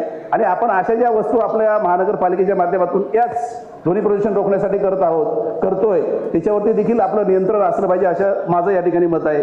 अनेक गोष्टी या ठिकाणी आपल्याला या माध्यमातून सांगायच्या आहेत, परंतु आपण हे सांगत असताना जे रस्त्याचं दळणवळणाची जी साधनं आहेत, आज ठाणे तुर्बा जो रस्ता आहे, आपण मला वाटतं 2005च्या कालखंडामध्ये त्या ठिकाणी कॉन्क्रिटीकरण केलं, अनेक कोटीचा खर्च आपण त्या ठिकाणी केला. त्या रस्त्यावरती जी वाहतूक आहे, वर्दळ आहे, अनेक रस्ते त्या ठिकाणचे पोल्युशनचे आहेत. तुर्ब्याचा नाक्याचा रस्ता आहे, तिथे देखील पोल्युशन फार महत्त्वाचं भरपूर आहे. आज उरण फाटा ते JNPA रोड आपल्या माध्यमातून 25,000 ते 27,000 गाड्या रोज त्या ठिकाणावरून जातात असं आपल्याच माध्यमातून आम्हाला कळालेलं आहे. ज्यावेळेस आपण RTI टाकला त्यावेळेस कळालं. आज त्या ठिकाणी ज्या आम्रमार्गवरती सन्माननीय महापौर महोदय आपल्या माध्यमातून मी सांगू इच्छितो की एवढ्या हजारो गाड्या जात असताना आपली साफसफाई आपल्याकडेच आहे, आम्रमार्गची साफसफाई आपल्याकडेच आहे. जे आपलं स्वयंचलित आपली जी गाडी येते ती किती कोणत्या पद्धतीने साफ करते, किती कोणत्या पद्धतीने ते कचरा पिकअप करते किंवा उचलला जातो. आपण जर त्या गाडीच्या पाठीमागे थांबलो तर मला वाटत नाही की ती 70 ते 50% वरती ती कचरा पिकअप करत असेल. धूळ करणारी आहे असं म्हणजे मी ते बोलू शकत नाही, परंतु तसंच आहे, ते तसेच आहे. आज त्या ठिकाणी काही होत नाही. आता फुटपाथवरती त्या ठिकाणी मला वाटतं एवढ्या गाड्या जातात, दोन्ही बाजूला फुटपाथ थोडीशीच आहे, परंतु त्या फुटपाथवरती देखील कचरा अनेक दिवस तसंच राहिलेला असतो. जर आयुक्त महोदय आपण पवार साहेब आपण आयुक्तांच्या खुर्चीवरती बसलात आपण आपल्या राहणाऱ्या सोसायटीच्या बाहेर फक्त 3 फुटावर म्हणजे 300 मीटरवरती गेलं तर आपल्याला ही रस्त्याची सगळी दुर्दशा झालेली आपल्याला आढळेल. तर आपल्या माध्यमातून आपल्या प्रशासनाचं या ठिकाणी लक्ष वेधू इच्छितो. म्हणजे ज्या वेळेस आपण एका बाजूला पोल्युशनचा विषय काढत असतो, पोल्युशनचा विषय काढताना तुमच्याच बाजूला आहे साहेबांचं घर. तुमच्या घराच्या मागे 200 झाडं मी लावले. नाही तुमच्याच घराच्या मागे साहेबांचं घर आहे. ऑक्सिजन माझंच मिळतंय. तर दुसरं आज रोड महापौर महोदया हे जे आपण जे सांगत आहोत त्याच्याही बाजूला त्याच्यापेक्षा वेगळं सांगण्याची आपला उद्यान विभाग आहे. उद्यान विभागाच्या माध्यमातून जे रोड डिवायडरच्या मधोमध झाडं लावण्याचा जो संकल्प आहे, आपण दरवर्षी हजारो झाडं लावतो, वेगवेगळे आपण कार्यक्रम घेत असतो. त्या ठिकाणी वृक्षारोपणाचे कार्यक्रम घेत असतो. 5 जून पासून आपण सुरुवात करतो. हजारो झाडं लावत असताना आपण काही सोसायटीना देतो, काही रोड डिवायडरमध्ये लावतो, काही ठिकाणी जागा आहे त्या ठिकाणी लावतो. परंतु त्याच्यावरचं नियंत्रण किंवा ते संगोपन करण्याचं जे काम आहे, मला वाटत नाही की ते आपल्या माध्यमातून परिपूर्ण होत असेल. कारण हजारो झाडं लावतो तर कमीत कमी त्याच्यामध्ये 600-700 झाडं तरी त्या ठिकाणी जगली पाहिजेत. परंतु मला वाटत नाही की त्याच्यावर देखील नियंत्रण आहे. आणि आपल्याला हेवा वाटण्यासारखे 2 डोंगर आपल्याकडे आहे. आमच्याकडे पारसी खिल आहे आणि पारसिक डोंगर आहे. पारसी खिलवरती आणखी अनेक NGO असतात. अनेक NGOच्या माध्यमातून त्या ठिकाणी झाडं लावण्याचा प्रयत्न करत असतो किंवा प्रयत्न होतात.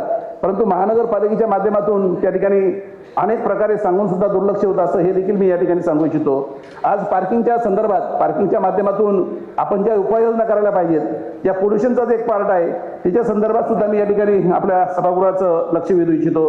LIG असेल, MIG असेल किंवा HIG असेल.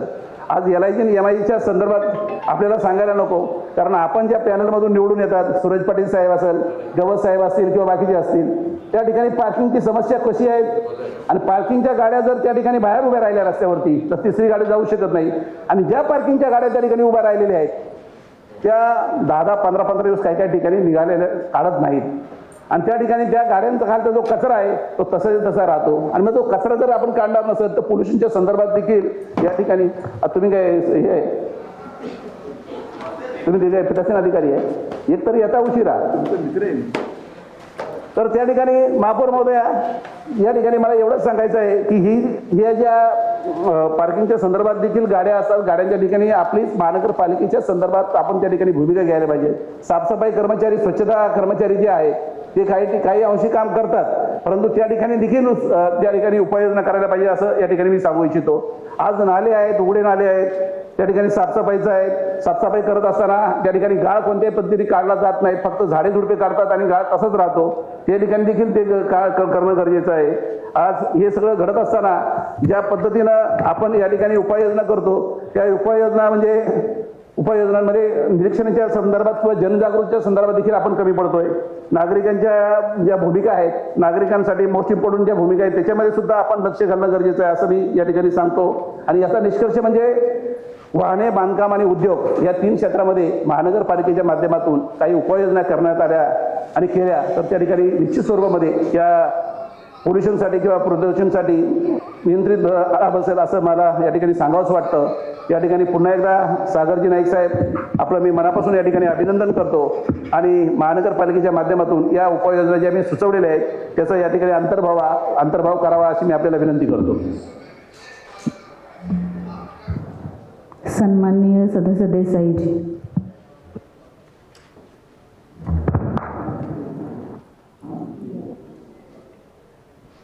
धन्यवाद महापौर मॅडम, आयुक्त साहेब, सभागृह नेते, विरोधी पक्ष नेते, सर्व सदस्यगण, पत्रकार आणि प्रेक्षक.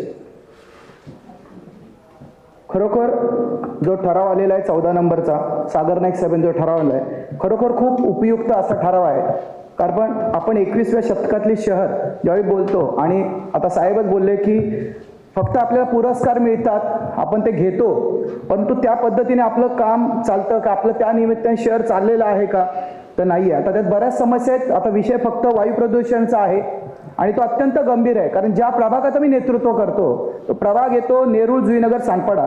आपणास माहिती असेल की तिथे अत्यंत वायू प्रदूषण खूप मोठ्या प्रमाणात होतो आणि त्याचा परिणाम खूप असा त्यांच्या आरोग्यावर होत असतो आणि याच्यावर नक्कीच काम होणं गरजेचं आहे. सर्वात आवडलेला प्रस्ताव आहे मला हा, कारण सभागृह नेते यांनी जे सर्वात त्याच्यामध्ये नाविन्यपूर्ण असं तो ठराव आणलेला आहे. ठरावामध्ये फुगे सोडण्याचा काहीतरी त्यांनी तो एक म्हणजे त्याच्यात एक फुगे सोडणे म्हणजे बलून, आम्ही मराठीमध्ये फुगे बोलतो साहेब, म्हणजे फुगे सोडणार आहात तुम्ही, ठीक आहे. तर ते जे काय बलून सोडणार आहात आपण ते जरा विरोधकांच्या प्रभागात सुद्धा सोडाल अशी मी अपेक्षा करतो. कारण आमच्याकडे पण प्रदूषण होत असतं जे MIDC एरिया आहे. किंवा आता मी एक प्रायोगिक तत्वावर मी आपल्याला सांगेन की मॅडम कसं आहे माहिती आहे का, आता गेले 6 वर्ष प्रशासनाचं काम चाललं होतं, परंतु आता प्रशासनाचं काम होऊन आपल्याकडे सभागृह आलेलं आहे. सभागृहामध्ये आपण चांगले निर्णय घेतोय. सभागृह नेते खरोखर खूप चांगले नाविन्यपूर्ण उपक्रम आणतात. फक्त विरोधकांना पण त्यात जरा सामावून घ्या, माझा त्यातला बोलण्याचा फक्त मधितार्थ होता. सर्वात महत्वाच्या विषयाकडे मी आपणास 100% तुमचीच माणसं आहेत, सगळे तुमचेच आहेत. विषय असा आहे की या संदर्भात आता कन्स्ट्रक्शनची कामं खूप मोठ्या प्रमाणात चालतात आणि सर्वाधिक हे तर सागर नाईक साहेबांचा प्रस्ताव आणलाय ते आपल्याला कळणार आहे कुठून प्रदूषण होतं, म्हणजे नक्की देवनारमधून होतं का तुर्ब्यामधून होतं की कुठून होतं. परंतु जे आपल्याला आता सद्यस्थितीत जे दिसतं, जे प्रदूषण दिसतं त्याच्यावर तात्काळ कारवाई करण्यासाठी आपण प्रशासनाला तरी सूचना द्याव्यात. त्यातलं एक फक्त मी प्राथमिक स्वरूपात बोलतो, कुठल्याही बिल्डरचं त्याच्यामध्ये नाव घेण्याचा माझा खरोखर काय हेतू नाही, परंतु जे नजरेत आलं ते बोलतो की साहेब आयुक्त साहेबांना मी कंप्लेंट केलेली, आयुक्त साहेबांनी त्याला वैयक्तिकरित्या तिथं भेट सुद्धा दिली. न्यायालयीन ज्यावेळी त्यांना काही गोष्टीला टोकलं आपल्याला महापालिकेला, त्यानंतर त्यांनी तत्काळ आले आणि सेक्टर 4 नेरूळ सेक्टर 4 साहेब माहिती घ्यावी आपण नक्की. नेरूळ सेक्टर 4 भूखंड क्रमांक 13 या भूखंडावर फाल्कन नामक बांधकाम व्यावसायिकाने इमारत बांधकाम करण्यासाठी प्रस्ताव आपल्या विभागाशी निगडीत असून सदर बांधकाम व्यावसायिकाने नवी मुंबई महापालिकेची कोणतीही परवानगी न घेता, परत एकदा सांगतो, कोणतीही परवानगी न घेता सदर भूखंडावर उत्खननाचे काम सुरू करून त्यातील राडारोड्याची अनाधिकृतपणे विल्हेवाट लावत होता. महोदय, सदर भूखंडावर अनधिकृत सुरू असलेले काम आयुक्त साहेब यांनी स्थळाची पाहणी करून त्वरित बंद करण्याचे आदेश दिले. विभाग अधिकारी आमचे विभागाचे अधिकारी आहेत त्यांनी सुद्धा नगर रचना विभाग संचालक यांना सोबत घेतले आणि त्याला सील करण्यात आलेली आहे ती साईट. परंतु आपण आता जर बघाल सर तर तिथे ऑलरेडी काम चालू आहे. कुठल्याही प्रकारचं तिथे नियंत्रण प्रशासनाचं राहिलेलं नाही. हे फक्त एक प्राथमिक उदाहरण आहे. साहेब सुद्धा बोलले बरेचशी कामं चालतात. नेरूळ सेक्टर 4 अत्यंत ऍक्च्युली तो प्लॉट जो होता तो खरं म्हणजे पार्किंगचा विषय तर मी बोलीनच, पण पार्किंगसाठी अलॉट असायला पाहिजे होता सिडकोनी. सिडको तर आपल्याला विचारतच नाही कोणाला म्हणा, सिडको सगळे प्लॉट विकते, परंतु पार्किंगसाठी होता तो प्लॉटवर आता कन्स्ट्रक्शन चालू आहे. नागरिकांची त्याला खूप मोठ्या प्रमाणात अडचण होते किंवा लोकांचा त्याच्यावर खूप आक्षेप आहे. तर हा एक विषय होता. त्याच्यानंतर विषय क्रमांक असा होता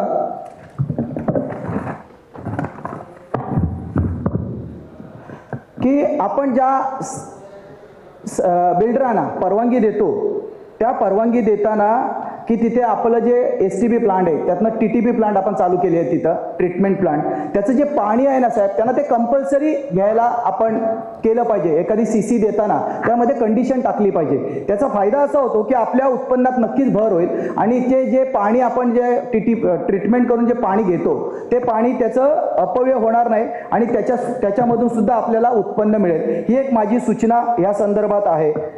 तर आपण आणि अजून डस्ट सेपरेशन वाहने साहेब मगाशी बोलले की आपण डस्ट सेपरेशन वाहने 5 वाहने आपण 2025-26 या कालखंडात घेतली. आज जर ती आपण बघत असू तर ते धुळीवर नियंत्रण करण्यासाठी वाहने घेतली, परंतु ती वाहने आज धूळ खात पडलेली आहेत. याची सुद्धा चौकशी आपण करावी. वेगवेगळे योजना उपाययोजना आपण इथं सभागृहात मांडत असतो, परंतु त्याच्यावर इम्प्लिमेंटेशन करण्याचं काम हे प्रशासनाचं असतं. ते प्रशासन त्या पद्धतीने करतं का नाही करतं यासाठी सुद्धा आपण लक्ष देणं गरजेचं आहे. तर मी ज्या सूचना सुचवल्यात त्याचा नक्कीच अंतर्भाव आपण करावा ही आपणास विनंती करतो आणि आपण संधी दिली त्याबद्दल धन्यवाद. अभिजित देसाईंनी जी पूर्व सूचना केली त्याचं अनुमोदन देत आहे.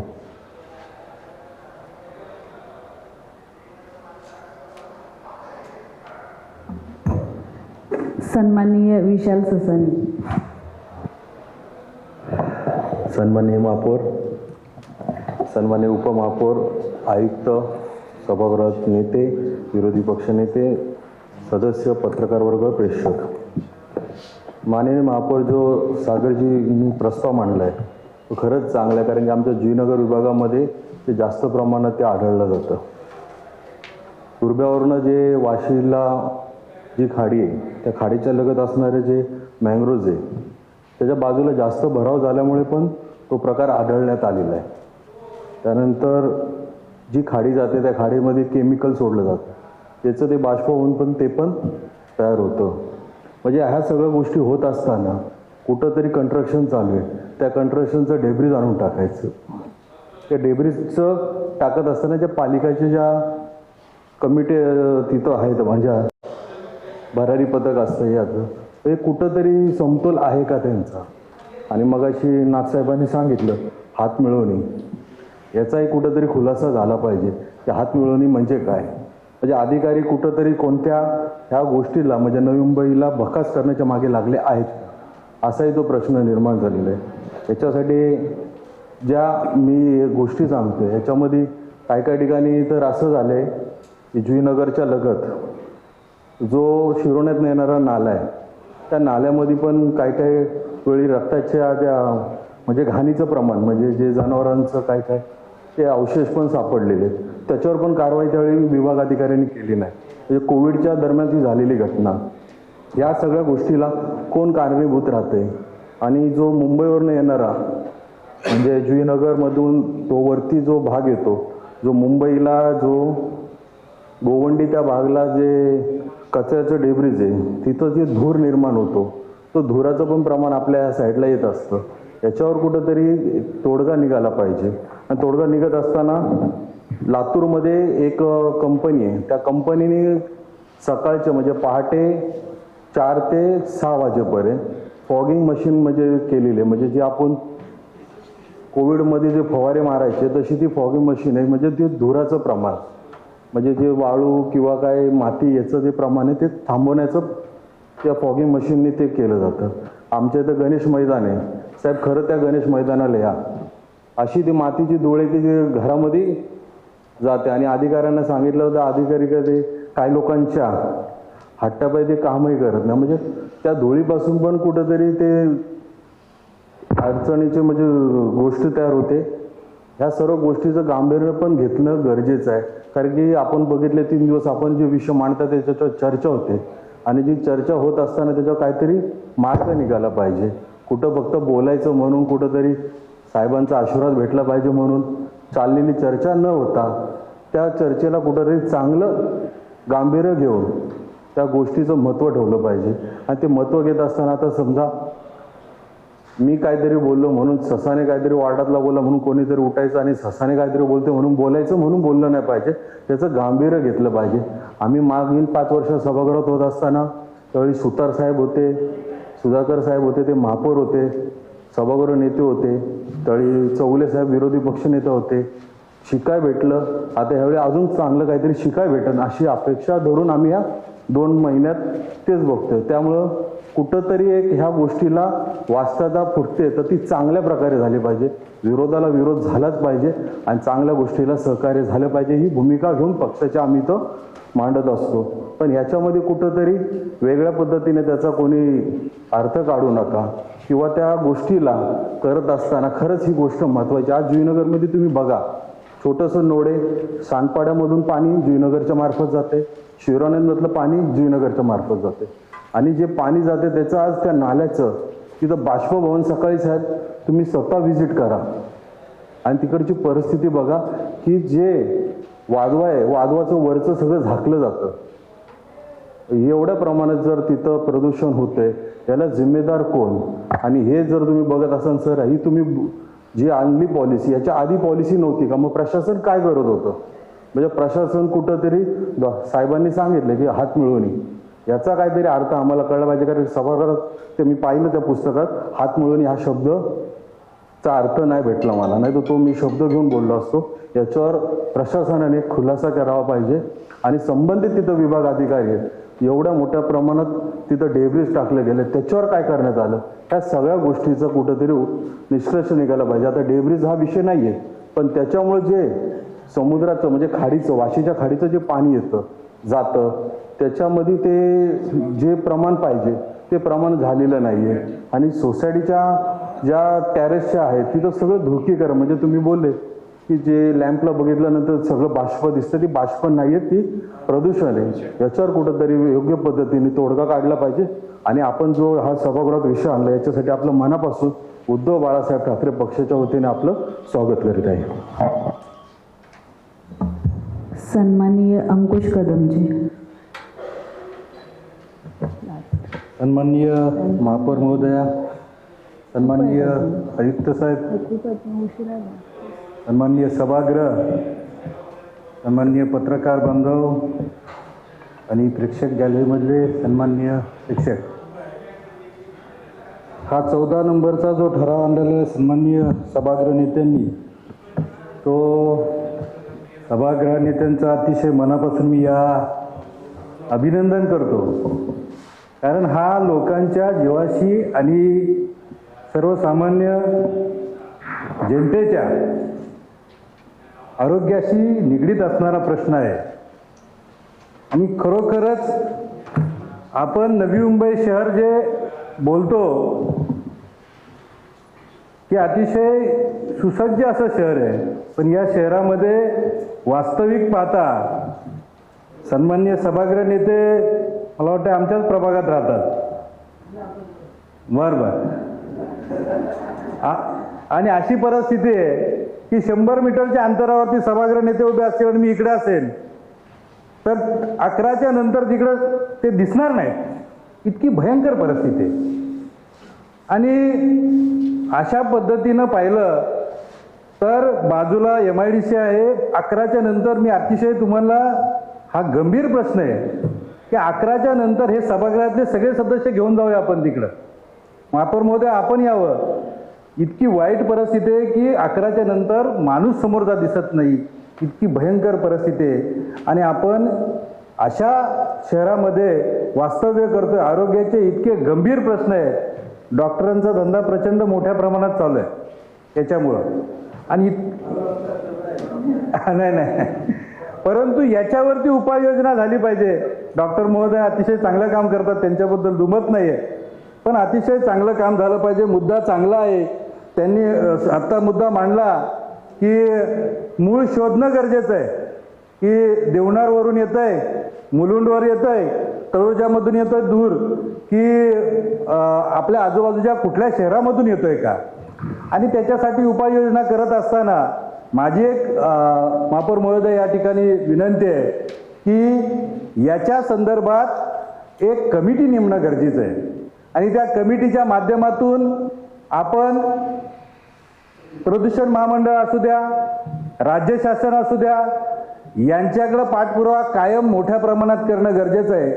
आपण आपल्या नवी मुंबई पुरता ज्यावेळी उपाययोजना करू, परंतु त्याचा सगळ्यात मोठा जर का तळोजावरून त्याचं प्रदूषणाचं हे येत असेल, इकडं देवनारवरून येत असेल, तर आपण करून त्याला मर्यादा आहे.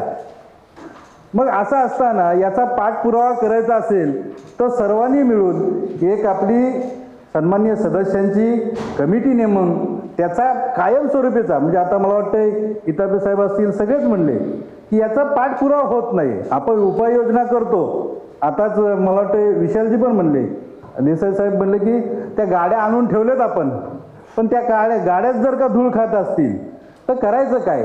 तर प्रशासनाने याच्याकडे पूर्णपणे लक्ष देणं गरजेचं आहे. आणि ती कमिटी नेमून एक प्रदूषण महामंडळ असेल आणि शासन असेल याच्या समन्वयाने त्या ठिकाणी MMRD क्षेत्रामध्ये संपूर्ण या MMRDचा एक आपण मला वाटतं नवी मुंबईने त्याचा आपण महानगरपालिकेने पुढाकार घेऊन त्या संपूर्ण MMRD क्षेत्रातल्या वायू प्रदूषण असेल याचा आपण त्या ठिकाणी प्रदूषण महामंडळाला एक हे दिला पाहिजे आणि पुढाकार घेऊन सगळ्यांनीच हे केलं पाहिजे. दुसरा सगळ्यात महत्त्वाचा मुद्दा या ठिकाणी आहे की डेव्हलपमेंटच्या साईट आहेत, इकडे कन्स्ट्रक्शन साईट आहेत, अतिशय फार वाईट परिस्थिती आहे त्याच्यामध्ये. मी अगदी आदरानं सांगतो, सन्माननीय एकनाथ शिंदे साहेबांनी ठाण्यामध्ये एक योजना आणल्या. आपण चांगल्या गोष्टीला चांगलं म्हणलं पाहिजे. त्यांनी चांगला प्रस्ताव आणला, आम्ही चांगलंच म्हणलं पाहिजे. तर त्या ठिकाणी ठाण्यामध्ये ज्या ज्या कन्स्ट्रक्शन साईट चालू आहेत त्या कन्स्ट्रक्शन साईटच्या डेव्हलपरला त्या ठिकाणी त्यांना पहिलं पालिकेच्या माध्यमातून त्या साईटवरती धुळीचं कण, बाकी पोल्युशन असू द्या, आवाजाचं हे असू द्या, या संदर्भात एक पेपर दिला जातो. तुम्ही सगळ्या उपाययोजना करतायत का? त्याच्या व्यतिरिक्त मोठ्या साईटवरती त्यांना स्प्रिंकलर म्हणजे ती व्हॅनच घ्यायला लावतात की फवारणीचं पाण्याची फवारणी करण्यासाठी तुम्ही त्या तुमच्या गाड्यांची ये-जा केली जाते. त्या गाड्यांच्या ये-जावरती जे धुळीचं कण होत आहेत, आजूबाजूच्या परिसरामध्ये ते धुळीचे कण उडत असतात, तर त्याच्यावरती त्यांची उपाययोजना करण्यासाठी त्या डेव्हलपरलाच त्याचा खर्च आपण दिला पाहिजे. आणि आत्ताच मला वाटतं देसाई साहेब म्हणले की त्यांच्या प्रभागामध्ये इतक्या साईट चालू आहेत आणि त्याच्यावरती कुठल्या योजना नाही, तर त्या पद्धतीनं मला वाटतं अशा पद्धतीनं आपण ही उपाययोजना करणं गरजेचं आहे. दुसरा सगळ्यात महत्त्वाचा मुद्दा आहे याच्यामध्ये की आपण ज्या पद्धतीनं म्हणतोय की याच्यासाठी आपण बरेच इन्स्ट्रुमेंट खरेदी करणार आहोत. म्हणजे जसं की बलून्स असतील, त्याच्या गाड्या असतील, आपल्या बरेचशा अजून त्याच्या लागणारे सगळे इन्स्ट्रुमेंट असतील. माझी एक विनंती आहे की हे काम फक्त आपल्या महानगरपालिकेचंच नाही आहे, याच्यावरती राज्य शासनानेही काम करणं गरजेचं आहे. याच्यावरती प्रदूषण महामंडळानेही काम करणं गरजेचं आहे.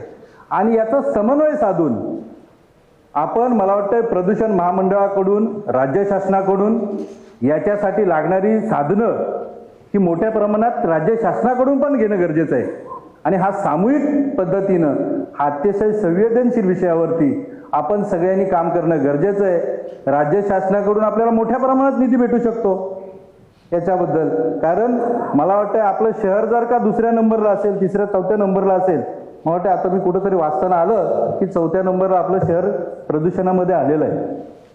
आणि अशा पद्धतीत जर का असेल तर आपण राज्य शासनाचा पाठपुरावा करणारी कमिटी नेमली पाहिजे. ज्या पद्धतीनं आपण पत्रव्यवहार महापौर महोदय आपल्या माध्यमातून आता चालू केला आहे, आपण आदरणीय या महाराष्ट्राचे मुख्यमंत्री असतील, उपमुख्यमंत्री असतील, यांच्याकडं याचा पाठपुरावा झाला पाहिजे. आणि कमिटी नेमणं हा सगळ्यात महत्त्वाचा उद्देश आहे. कारण प्रशासनावरती पण त्या ठिकाणी आपल्याला नियंत्रण असणं गरजेचं आहे. आता त्यांनी विशालजींनी सांगितलं हात मिळवणं हा शब्द त्यांना भेटणार नाही, तुम्हाला कुठेच भेटणार नाही तो शब्द.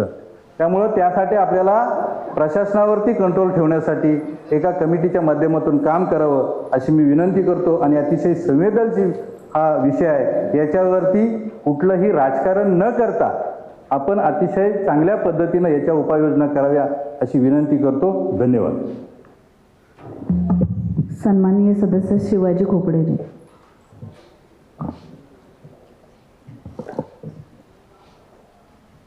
सन्माननीय महापौर, सन्माननीय आयुक्त, सन्माननीय सभागृह नेते, सन्माननीय सचिव, उपस्थित सर्व सदस्य, प्रेक्षागृहातील प्रेक्षक, पत्रकार बंधू आणि भगिनींनो, सागर नाईक साहेबांनी जो 14 नंबरचा विषय मांडला तो विषय अत्यंत महत्त्वाचा असून मी त्यांचं खरोखर मनपूर्वक असं अभिनंदन करतो आणि या नवी मुंबईच्या जनतेच्या वतीने त्यांचा आभार व्यक्त करतो. कारण हा जो विषय आहे तो नागरिकांच्या आरोग्याशी संबंधित आहे आणि आपल्या या नवी मुंबई महानगरपालिकेला स्वच्छता सर्वेक्षणमध्ये राज्यात पहिला आणि देशामध्ये 3रा क्रमांक त्या ठिकाणी भेटलेला आहे. आणि अशा परिस्थितीमध्ये या नवी मुंबई शहरामध्ये वायू प्रदूषण होणं ही अत्यंत गंभीर बाब आहे. होत असलेली वाहतूक कोंडी असेल, वाढतं बांधकाम असेल, औद्योगिक क्षेत्र असेल, याच्यामुळे खरं तर वायू प्रदूषण होऊन नागरिकांच्या आरोग्यावरती त्या ठिकाणी परिणाम होत आहे. आणि याच्यावरती खरोखर उपाययोजना म्हणून आदरणीय सागरजी नाईक साहेबांनी जो हा विषय मांडला तो अत्यंत कौतुकास्पद आहे. खरं तर या नवी मुंबई शहराचा विकास होत असताना नागरिकांचं आरोग्य देखील तेवढंच महत्त्वाचं आहे आणि या दृष्टीने उपाययोजना करणं अत्यंत गरजेचं आहे. त्यासाठी वेळोवेळी पाण्याची फवारणी असेल, बांधकामावरचं नियंत्रण असेल, वृक्षारोपण असेल, त्याचबरोबर वेळोवेळी जी वायूची गुणवत्ता आहे ही तपासणी गुणवत्तेची वेळोवेळी होणं अत्यंत गरजेचं आहे. आणि अशा दृष्टीने बऱ्याच सदस्यांनी आपलं मत व्यक्त केलं आणि तेच परत सांगण्यापेक्षा मी खरोखर आपली फक्त ही प्रशासनाची जबाबदारी नाही आहे तर आपल्या प्रत्येक नागरिकाची ही जबाबदारी आहे.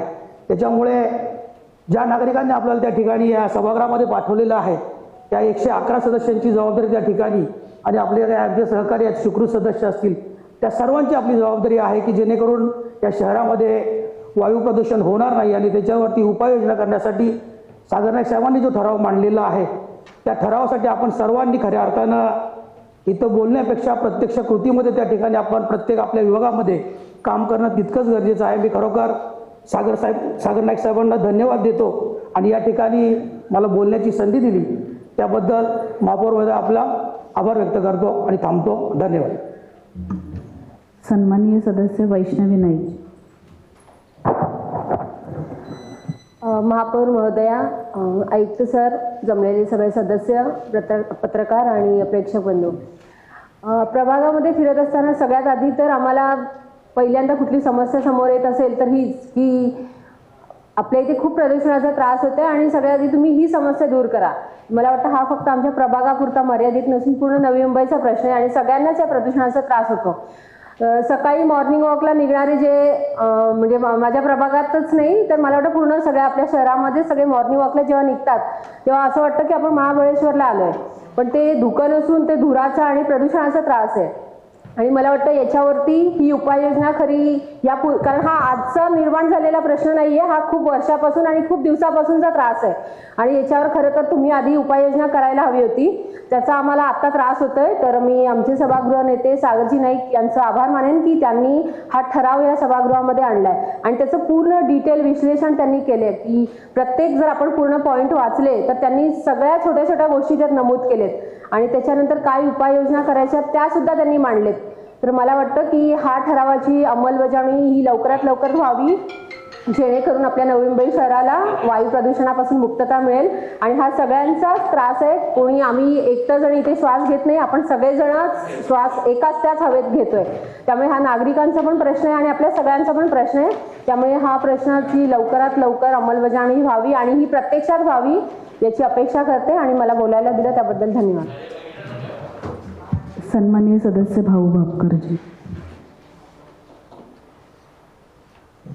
सन्माननीय महापौर मॅडम, सन्माननीय आयुक्त, सन्माननीय सभागृह नेते, सर्व ज्येष्ठ सभासद, पत्रकार बंधू आणि भगिनी, खरं तर आजचा विषय आपल्या सभागृहाचे सभागृह नेते आदरणीय सागरजी नाईक साहेबांनी आणलेला आजचा हा प्रदूषणाच्या बाबतीतला हा ठराव मी मनापासून सागर नाईक साहेबांचे या ठिकाणी आभार व्यक्त करत असतानाच खरं तर काही दिवसापूर्वी आपल्या नवी मुंबई महानगरपालिकेला या प्रदूषणाच्या संदर्भात आलेली एक पत्र आणि त्या पत्राच्या माध्यमातून खऱ्या अर्थानं प्रशासनाला या ठिकाणी जाग आली. थोड्या वेळापूर्वी आमचे सहकारी सांडपाड्याचे निशांतजींनी सांगितल्याप्रमाणे पामबीच विभागामध्ये ज्यावेळेला कंट्रक्शनच्या माध्यमातून या ठिकाणी कामं चालू असताना आमच्या सांडपाडा कॉलनीमध्ये सुद्धा या ठिकाणी 7 ते 8 ठिकाणी मोठ्या प्रमाणामध्ये बांधकाम या ठिकाणी सुरू असताना त्या ठिकाणी माती काढणे अनेक प्रकारे या ठिकाणी काम होत असताना खरं तर रस्त्यावरती आलेली वाळू असेल, माती असेल, या माध्यमातून खरं तर सकाळच्या सत्रामध्ये ज्येष्ठ नागरिक असतील, अनेक नागरिक या ठिकाणी आपल्या सकाळच्या सत्रामध्ये या ठिकाणी मॉर्निंग वॉक करत असताना खरं तर त्या ठिकाणी होत असणारा त्रास आणि त्या त्रासाच्या माध्यमातून खरं तर आपल्या नवी मुंबई महानगरपालिकेच्या माध्यमातून सुद्धा सफाई कामगारांच्या माध्यमातून खरं तर सकाळच्या सत्रामध्ये आपले हे कामगार या ठिकाणी झाडू मारण्याचं काम करत असतानाच काही दिवसापूर्वी खरं तर अनेक नागरिक या ठिकाणी आपले हे पेरेड करत असताना नागरिकांच्या माध्यमातून आपल्या सफाई कामगारांना त्या ठिकाणी विनंती करण्यात आली की आपण ज्या वेळेला या ठिकाणी सकाळच्या सत्रामध्ये या ठिकाणी झाडलोट कार्यक्रम या ठिकाणी करत असताना खरं तर मॉर्निंग वॉक करणारे जे नागरिक असतात त्यांना कुठल्या प्रकारे या ठिकाणी त्रास होऊ नये म्हणून आपण खरं तर सकाळी या ठिकाणी 8च्या नंतर या ठिकाणी आपलं झाडलोटचं काम या ठिकाणी करावं अशी नागरिकांनी त्या ठिकाणी त्यांना विनंती केली. परंतु खरं तर आपलेच कर्मचारी या ठिकाणी त्या नागरिकांनी केलेल्या विनंतीला या ठिकाणी धुडकावत असताना उलट्या प्रकारे उलटे उत्तर देण्याचं काम त्या ठिकाणी होत असतं. खरं तर झाडलोट करत असताना सुद्धा अनेक प्रकारे या ठिकाणी मातीचं असेल, वायू प्रदूषणाचं या ठिकाणी प्रदूषण होत असताना त्याही ठिकाणी खरं तर प्रशासनाने या ठिकाणी काळजी घेणे गरजेचं आहे. मी खरं तर आमच्या सातपाडा सेक्टर 3 मध्ये या ठिकाणी लगतच स्टेशनच्या बाजूला या ठिकाणी सिडकोचा एक मोठा असा प्लॉट आहे आणि त्या प्लॉटच्या माध्यमातून खरं तर अनेक लोक त्या ठिकाणी आपला कचरा त्या ठिकाणी टाकत असतात. सिडकोच्या माध्यमातून त्या ठिकाणी कुठल्या प्रकारचं या ठिकाणी नियंत्रण नाही आणि अनेक रात्रीच्या सत्रामध्ये या ठिकाणी सांडपाडा स्टेशनच्या लगत अनेक गरजुरी लोक त्या प्लॉटमध्ये या ठिकाणी खऱ्या अर्थानं आता सांगायची या ठिकाणी खरं तर ती परिस्थिती नाहीये, परंतु अनेक प्रकारचे धूळ त्या ठिकाणी सोडत असताना हा जो कचरा त्या ठिकाणी साचला जातो त्या ठिकाणी महानगरपालिका सुद्धा त्या ठिकाणी लक्ष देत नाही, कारण त्या ठिकाणी सिडकोचा भाग येत असल्या कारणामुळे महापालिका लक्ष त्या ठिकाणी देत नाही आणि तोच केर कचरा खऱ्या अर्थाने या ठिकाणी आपल्या सेक्टरमध्ये कॉलनीमध्ये या ठिकाणी ज्या वेळेला हवा सुटते आणि हवेच्या माध्यमातून त्या ठिकाणी येत असतो. खरं तर अनेक शिकलेले नागरिक सुद्धा प्रदूषणाच्या बाबतीत चर्चा करायची म्हटलं तर आपल्या आईवडिलांना खरं तर या ठिकाणी घरामध्ये न सांभाळता त्या ठिकाणी दुसरीकडे नेऊन ठेवतात आणि खरं तर शिकलेली ही लोक सकाळच्या सत्रामध्ये जे कुत्रे पाळतात आपल्या घरामध्ये आणि त्या कुत्र्यांना सकाळच्या सत्रामध्ये या ठिकाणी रोडवर घेऊन येतात. आता त्या सत्रामध्ये सुद्धा महानगरपालिकेच्या माध्यमातून ते सुद्धा एक प्रदूषणच आहे. महानगरपालिकेच्या माध्यमातून ह्या प्रकारामध्ये सुद्धा अतिशय चांगल्या प्रकारची कठोर कारवाई महापालिकेने या ठिकाणी करावी मी खरं तर अशी प्रशासनाला या ठिकाणी विनंती करतो. आणि प्रदूषणाच्या संदर्भामध्ये आपल्या सभागृहाचे नेते सभागृह नेते सागर नाईक साहेबांनी जो अतिशय चांगल्या प्रकारचा प्रस्ताव या ठिकाणी आणलेला आहे. खरं तर प्रशासनाचं काम करावं, सरकारचं काम करावं, परंतु ह्या सभागृहामध्ये आपण ज्या 111 नगरसेवक या ठिकाणी आहोत आपलं सुद्धा या ठिकाणी काहीतरी या नवी मुंबई शहरासाठी या ठिकाणी दायित्व लागतंय. म्हणून आपण सुद्धा माझ्या वाचनात आले सागर नाईक साहेबांनी असा सुद्धा या ठिकाणी प्रस्ताव आणलेला आहे की नगरसेवकांच्या माध्यमातून आपल्या सर्वांच्या सहकार्याने वर्षातून 2 वेळा आपल्या नवी मुंबई शहराची या ठिकाणी स्वच्छता व्हावी. अतिशय चांगल्या प्रकारची ही सुद्धा सूचना या ठिकाणी आहे. त्या सूचनेचं मी या ठिकाणी स्वागत करतो आणि सभागृह नेत्यांनी सांगितल्याप्रमाणे आपण सर्वांनी त्या ठिकाणी या ठिकाणी सहकार्य करावं आणि आपले नवी मुंबई शहर सुंदर स्वच्छ आणि आपल्या सर्वांना अतिशय चांगल्या प्रकारची हवा घेण्यासाठी उपयुक्त ठरेल अशा प्रकारची आशा मी या ठिकाणी बाळगतो. मला आपण या ठिकाणी बोलण्याची संधी दिल्याबद्दल मी महापौर साहेब आपल्या या ठिकाणी मनापासून आभार व्यक्त करतो. धन्यवाद. नरबागी मॅडम. सन्माननीय महापौर, सन्माननीय आयुक्त, सन्माननीय सदस्य, पत्रकार बंधू, आज ठराव क्रमांक 14 सागर नाईक साहेबांनी आणलेला आहे तो खूप चांगला आहे. मी त्यांचं अभिनंदन करते. आणि माझ्या प्रभागात निसर्गरम्य ठिकाण असं डॅम आहे, पण त्या ठिकाणी खूप प्रमाणामध्ये डॅब्रिज आणून टाकलं जातं. ते रात्रीच्या टायमाला टाकलं जातं, त्यामुळे त्याच्यावर कुणीही बघत नाही आणि त्यामुळे त्याचं धुळीचं प्रमाण जास्त वाढलेलं आहे. अनेक नागरिकांच्या तक्रारी येत आहेत की तिथं धूळ खूप होते. असं निसर्गरम्य ठिकाण आहे, तिथं सर्वजण सकाळच्या वेळी मॉर्निंग वॉकला जात असतात, पण तिथं धुळीचं प्रमाण जास्त झाल्यामुळे नागरिकांच्या अनेक तक्रारी येत आहेत. वारंवार आम्ही त्याच्याविषयी विचारणा केली तर सर्व नागरिक म्हणतायत की आम्हाला माहिती नाही. ते संध्याकाळी रात्रीच्या ठिकाणी 2-3 वाजता ते डंपर येऊन तिथं डेब्रिज टाकून जातात. तर त्यावर उपाययोजना केली पाहिजे आणि या प्रस्तावाच्या माध्यमातून शोध मोहीम राबवून आणि प्रदूषणमुक्त ही हवा होईल आणि नागरिकांना या धुळीचाही त्रास होणार नाही. त्यावर उपाययोजना करून त्यांच्यावर योग्य ती कारवाई करावी आणि नागरिकांना यापासून धुळीच्या प्रदूषण हवेपासून मुक्त होईल आणि या ठरावाच्या माध्यमातून नागरिकांनाही दिलासा मिळेल. मला बोलण्याची संधी दिली त्याबद्दल धन्यवाद. सन्माननीय जिरगे मॅडम.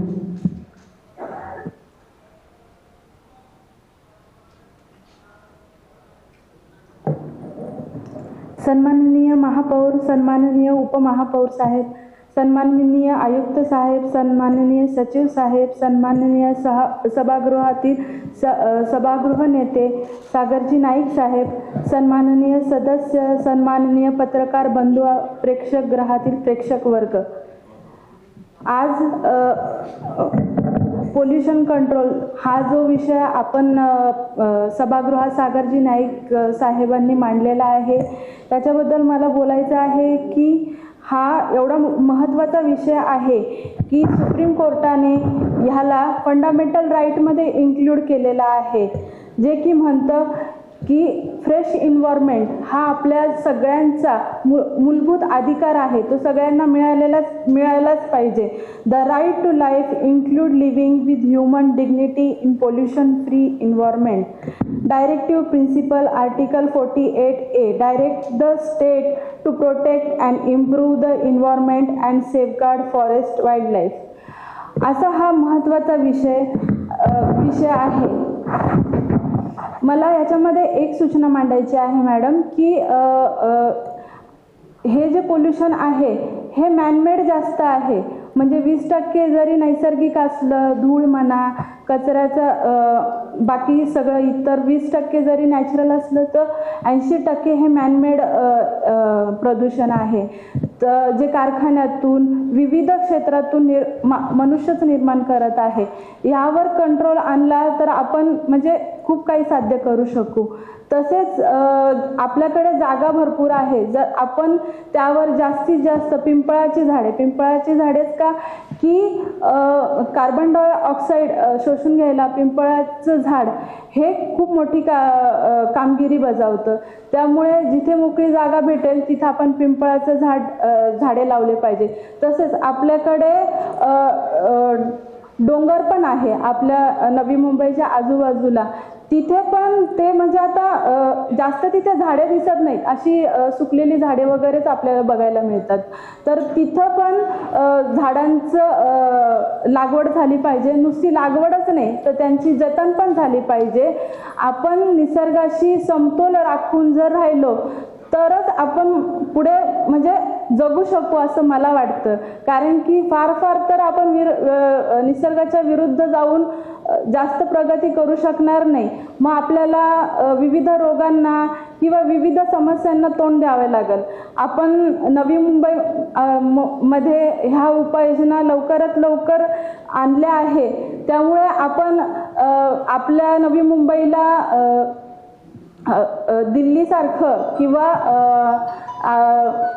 दिल्लीसारखं प्रदूषित होण्यापासून वाचू. आणि तसेच मी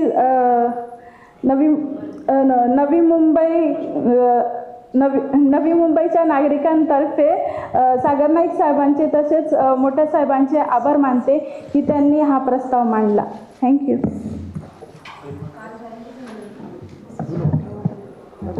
सन्माननीय ललिता मडवी मॅडम.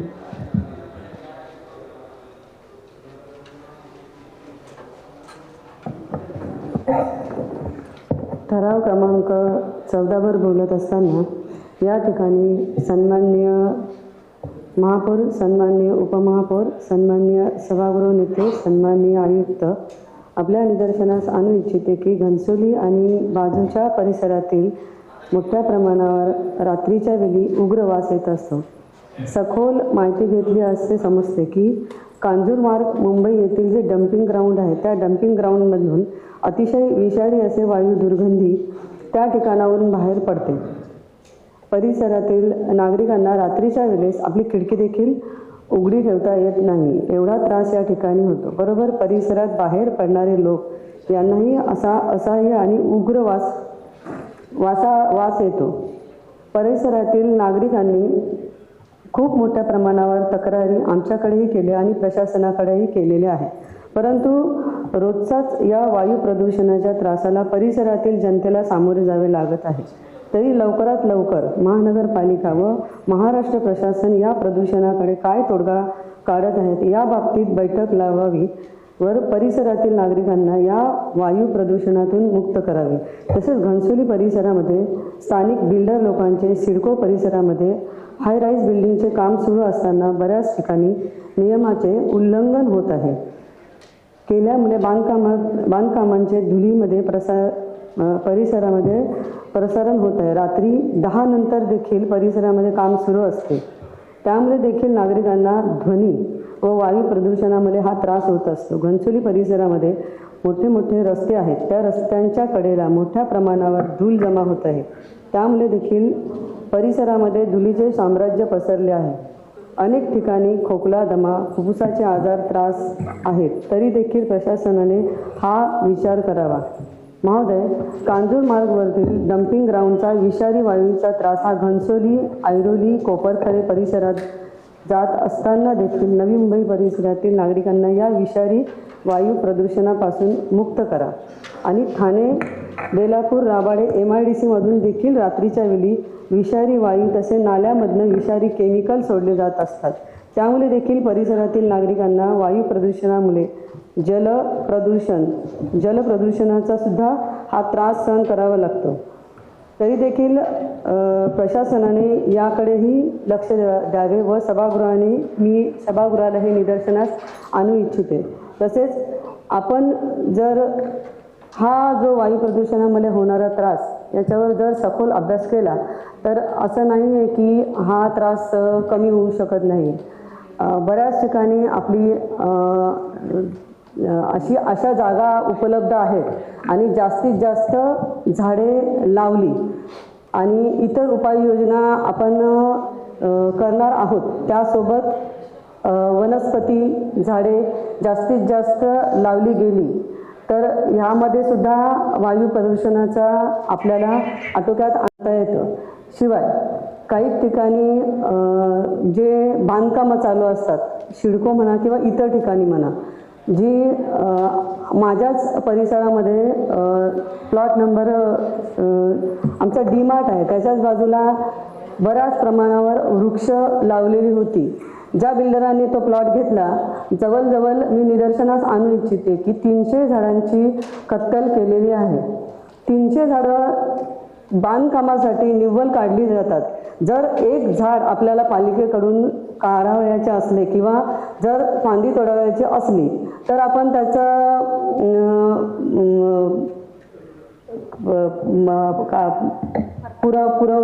परवानगी घेतो. मग जर अशी 300 झाडं तुम्ही काढली मग त्यांचं त्या झाडांचं आणि त्या पर्यावरणाचं असंच जर आपण त्यांना अशा प्रकारे पाठबळ दिलं तर कसं होणार आहे हा पहिला प्रश्न माझा उपस्थित आहे.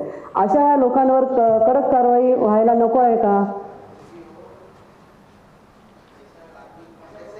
मला हे मी लक्ष वेधणार आहे की जर अशाच ठिकाणी अशी जर कामं चालू असतील आणि आपण जर कडक कारवाई केली तर ह्या वृक्षतोडीला आला आणता येईल. शिवाय जर आपण आपले वनमंत्री आहेत आणि आपण जर प्रत्येकाला सांगतो की झाडे लावा झाडे जगवा, मग आपणही याच्यामध्ये सर्वांनीच उतरून पुढचं एक पाऊल जास्तीत जास्त, भलेही परिसरामध्ये कोणाचा वाढदिवस असू द्या किंवा कोणाचं काही असू द्या, जर झाडे लावली मोठ्या प्रमाणात, जशी छोटी न लावता जशी पिंपळ वड, याच्याने पशुपक्षी यांचा समतोलही राखला जाईल आणि वातावरणाचाही समतोल राखला जाईल. आणि आपण सभागृहामध्ये माझं बोलणं ऐकलं आणि महापौर मॅडम आपणही माझं बोलणं शांतपणे ऐकलं त्याबद्दल मी सर्वांचे धन्यवाद मानते. सन्माननीय सांगले मॅडम.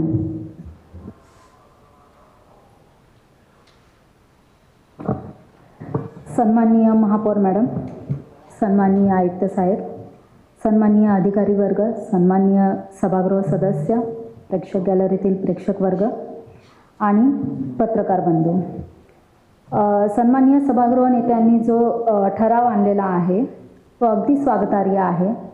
अतिशय सुंदर हा ठराव आहे की ज्याने पूर्ण नवी मुंबई आणि नवी मुंबईतील नागरिकांना शुद्ध हवा मिळणार आहे. प्रदूषणासंदर्भात हा ठराव असल्यामुळे मी फक्त 2 गोष्टी अजून त्याच्यामध्ये ॲड करू इच्छिते की वायू प्रदूषणाची वायू गुणवत्ता सुधारणा कार्यक्रम हा जो आहे त्यामध्ये आणखी 2 गोष्टी अशा आहेत की आमच्या प्रभागात पावणेगाव येथे वायू प्रदूषणाची जी समस्या आहे ती सन्माननीय सदस्यांनी इथे निदर्शनास आणली आहे आणि ती चिंताजनक आहे. त्यात अजून एक ॲड असं आहे की तिथे जलप्रदूषण आणि भूमी प्रदूषण या 2 गोष्टी अतिशय महत्त्वाच्या आहेत. त्याच्याकडे दुर्लक्ष करून आपल्याला चालणार नाही आहे. जलप्रदूषण अशा प्रमाणात आहे, मी आज नवीन निर्वाचित सदस्य आहे, पण आज मी बघत आहे जेव्हा मी दौरा करते तिथे कोण या अगोदर इंजिनियर होते माहीत नाही, परंतु ड्रेनेज लाईन आणि त्यामध्येच पिण्याच्या पाण्याची लाईन अशा प्रकारे तिथे व्यवस्था आहे. तिथले आजवर जे काही लोक आजारी पडत आहेत सगळ्यात जास्त ही पाण्यामुळे आजारी पडत आहेत. ड्रेनेज लाईन अशा प्रकारे भरून डेली बाहेर वाहते की आपण तिथे जाऊन 2 क्षण श्वास घेऊ शकत नाही तर लोक तिथे राहतात. त्याच्याकडे माझं लक्ष तुम्हाला वेधायचे आहे. ज्याप्रमाणे हा एवढा सुंदर सुधारणा कार्यक्रम जर प्रदूषण विभाग करत असेल तर पाणी प्रदूषण आणि भूमी प्रदूषण ह्या दोन गोष्टीवरही त्यांनी जर काही सुधारणा कार्यक्रम केले तर निश्चित आम्हाला त्याबद्दल नागरिकांना उत्तर द्यायला मिळेल. कारण आज नागरिक जस्ट 3 महिने झाले आहेत पण नागरिक प्रश्न विचारत आहेत, आम्हाला त्यांची उत्तरं द्यायची आहेत. आणि आज इथे मी बघते आहे एवढ्या सभा होत आहेत, अजून आपले एवढे ठराव होणार कधी आणि आम्ही नागरिकांना उत्तरं देणार कधी, त्यांच्या समस्या आम्ही कधी सोडवणार असा मला प्रश्न पडतोय. त्याची उत्तरं नक्कीच प्लीज मला मिळाली तर बरं होईल. पण आणि दुसरी गोष्ट अशी की हे जर वायू, अन्न आणि पाणी या 3 गोष्टी माणसाला महत्त्वाच्या आहेच, त्याचप्रमाणे पाण्याला तर आपण दुसरं नावच जीवन आहे. त्यामुळे जास्तीत जास्त मला सुधारणा ही तिथे पावणे गावाची समस्या आहे ती हीच आहे.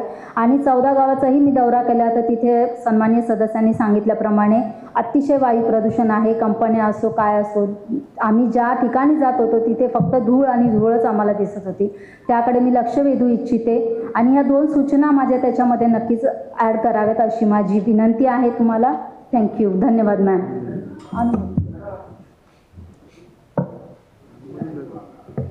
शेवटची लाईन वाचाल तर मी सांगितलं की जलप्रदूषणावरचा वेगळा आराखडा घेऊन येतोय. हो हो हो नाही पण प्रदूषण हा विषय आहे म्हणून मी त्याच्यामध्ये जलप्रदूषणाचा वेगळा आराखडा घेऊन येतोय. नक्कीच नक्की. Thank you sir. सन्माननीय गवते मॅडम. थांबा त्यांच्या सूचनेला अनुमोदन. अच्छा.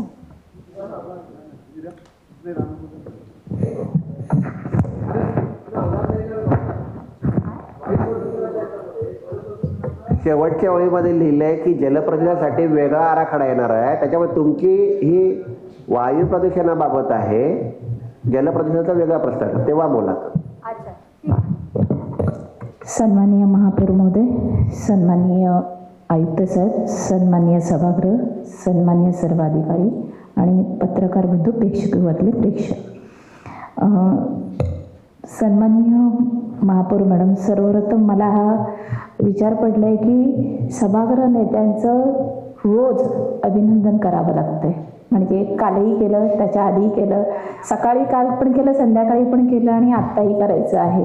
म्हणजे रोज फक्त अभिनंदनच आहे. तेवढे सुंदर सुंदर ठराव जे नवी मुंबईच्या हिताचे आहेत ते सन्माननीय नाईक साहेबांच्या माध्यमातून, गणेश नाईक साहेबांच्या संकल्पनेतून सभागृह नेते आपल्या सभागृहासाठी नवी मुंबईच्या हितासाठी मांडत आहेत. त्यासाठी त्यांचे खरंच मनापासून संपूर्ण सभागृहाच्या वतीने मी अभिनंदन करते. सभागृह तर करतच आहे आणि माझ्याही वतीने अभिनंदन.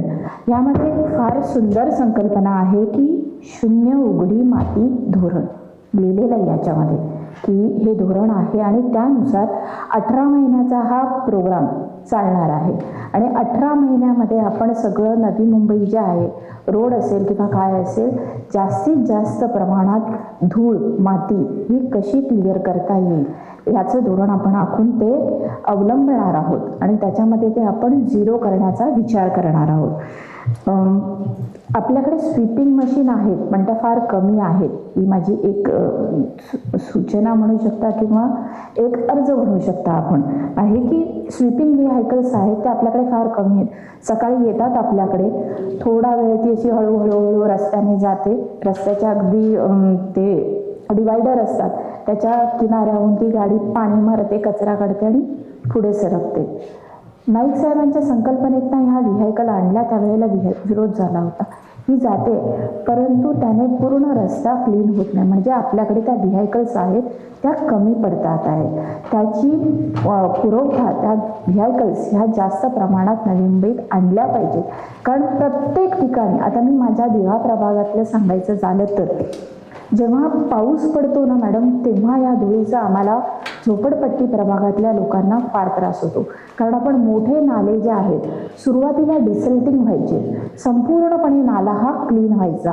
आत्ता रस्त्यालगत पावसाळी गटारे जी आहेत पूर्णपणे डिसल्टिंग होत नाही, वरवरनं कचरा काढला जातो आणि त्यामुळे जो खाली गाळ आहे तो खालीच राहतो आणि रस्त्यावरचं जी सगळी माती आहे ना ती येऊन कोपऱ्याला थांबते. जिथे रस्ता एंड होतो आणि पावसाळी गटारं असतात त्या ठिकाणी छोटे छोटे होल केलेले आहेत पाणी जाण्यासाठी, परंतु ही माती सगळा थर तिथे जमा झाल्यामुळे नाल्याचं तोंड जे असतं, जे होल्स ठेवलेले आहेत ते बंद होतात. आम्ही बरेच वेळा आपल्या डिपार्टमेंटला, महापालिकेला कळवलं आहे की ह्या सगळ्या माती उचलून घ्या, उचलून घ्या, उचलून घ्या. नावापुरती कारवाई होते, अन्यथा त्याच्यावरती डोळे झाकपणा करण्यात येतो. महानगरपालिका याकडे गेल्या 5 वर्षामध्ये अजिबात लक्ष दिलेलं नसल्यामुळे पूर परिस्थिती निर्माण होते आणि ह्याचा भुर्दंड तिथल्या गरीब नागरिकांना भोगावा लागतो. अनायसे हा विषय आलेला आहे. तर माझी मागणी एवढी आहे की आपण जर त्या व्हेकल्स वाढवल्या आणि कामगारांना स्पष्टपणे निर्देश दिले की रस्त्यावरती माती अजिबात राहता कामा नये, तर ते फार चांगलं होईल. तेव्हा कुठेतरी या निर्णयाची अंमलबजावणी होईल असं मला वाटतं.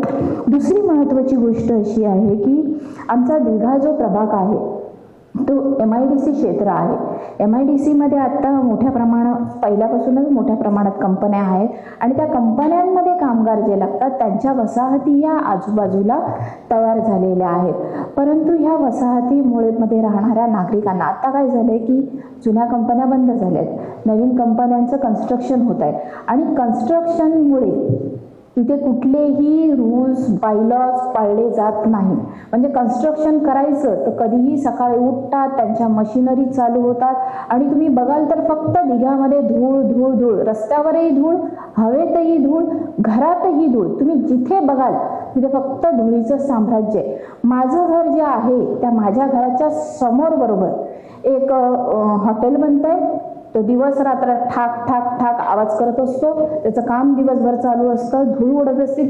एक्झॅक्टली त्याच्या बॅक साईडला मुकुंद कंपनीचं काम चालू आहे, त्याच्या बाजूला अजून एक कन्स्ट्रक्शनचं बिल्डरचं काम चालू आहे, दिघा तलावाच्या समोर डेल्टा कंपनीचं काम चालू आहे. म्हणजे फक्त कन्स्ट्रक्शनला विरोध करत नाही, डेव्हलपमेंट झालीच पाहिजे. पण डेव्हलपमेंट करताना, कन्स्ट्रक्शन करताना तुम्हाला एक रूल्स दिले जातात, तुम्हाला ते नियम फॉलो करायलाच हवे. तुम्ही रूल्स फॉलो करून तुम्ही कन्स्ट्रक्शन करू शकता. जसं तुम्हाला खोदायचं आहे तर पहिल्यांदा तुम्ही पाणी मारणार आणि त्याच्यानंतर तुम्ही डिगिंग करणार. इथे काही केलं जात नाही. वृक्षतोड ही सर्रास केली जाते. तुम्ही बघा सगळ्या कंपन्या, एक दिवस मॅडम तुम्हाला माझी रिक्वेस्ट आहे, तुम्ही दिघ्याची व्हिजिट करा. तुम्ही पूर्वीचा दिघा कसा होता हे जर तुम्ही गुगल मॅपवर काढलं, गुगलचा नकाशा काढला तर तुम्हाला दिघ्याला झाडं दिसतील, कंपन्यांमध्ये झाडं दिसतील. आत्ता तुम्ही दिघ्याचा नकाशा जर बघितला किंवा वस्तुस्थिती जर तुम्ही बघितली तर तुम्हाला दिघ्यातल्या ज्या कंपन्यांमध्ये कन्स्ट्रक्शन चालू आहे किंवा जिथे बिल्डिंगचं कन्स्ट्रक्शन चालू आहे तिथे झाडं तोडलेली दिसतील. एक्झाम्पल मी सांगते, जिथे व्हिनस कंपनी आहे तिथे 50 झाडं, अशोकाची झाडं, वडाची झाडं, कडुलिंबाची झाडं, अशी अनेक झाडं, 50 झाडं, ही जुनी झाडं, कारण ही झाडं मोठी व्हायला फार वेळ लागतो, अशी जुनी झाडं कत्तल करण्यात आली. सर्रास कत्तल यासाठी म्हणते मी, सन्माननीय महापौर महोदय, कत्तल यासाठी म्हणते आहे की वृक्षाला सुद्धा जीव असतो. जसं माणसाला मारल्यानंतर त्याला कत्तल ठरवलं जातं, तसं झाडाला मारल्यानंतर तीही कत्तलच असते. आणि झाड हे आपल्या जास्त फायद्याचे. आपण एकीकडे म्हणतोय की सर्रास झाडं लाव, पावसाळा आला की आपण झाडं लावायला, वृक्ष लागवड करायला सुरुवात करा. प्रत्येक जण एक झाड लावतो, फोटो काढतो, पण त्याची निगा कोण राखत नाही. आणि जी झाडं झालेली आहेत ती तुम्ही कोणत्या कारणास्तव तोडताय याचं उत्तर तर द्या. महापालिकेने याकडे लक्ष दिलं पाहिजे. आणि मी माझ्या लेटर हेडवर अगदी निवासी लोक सुद्धा स्वतःच्या घराच्या समोरचा ओटा वाढवण्यासाठी घरं रोज तोडतात आहेत.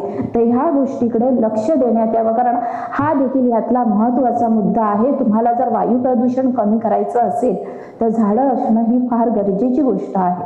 त्यामुळे नुसती झाडं लावायची नाही, जी झाडं आहेत त्यांचं देखील संरक्षण करणं गरजेचं आहे. जी झाडं लावतो आहे ती संवर्धित कशी होतील याकडेही लक्ष देणं फार गरजेचं आहे.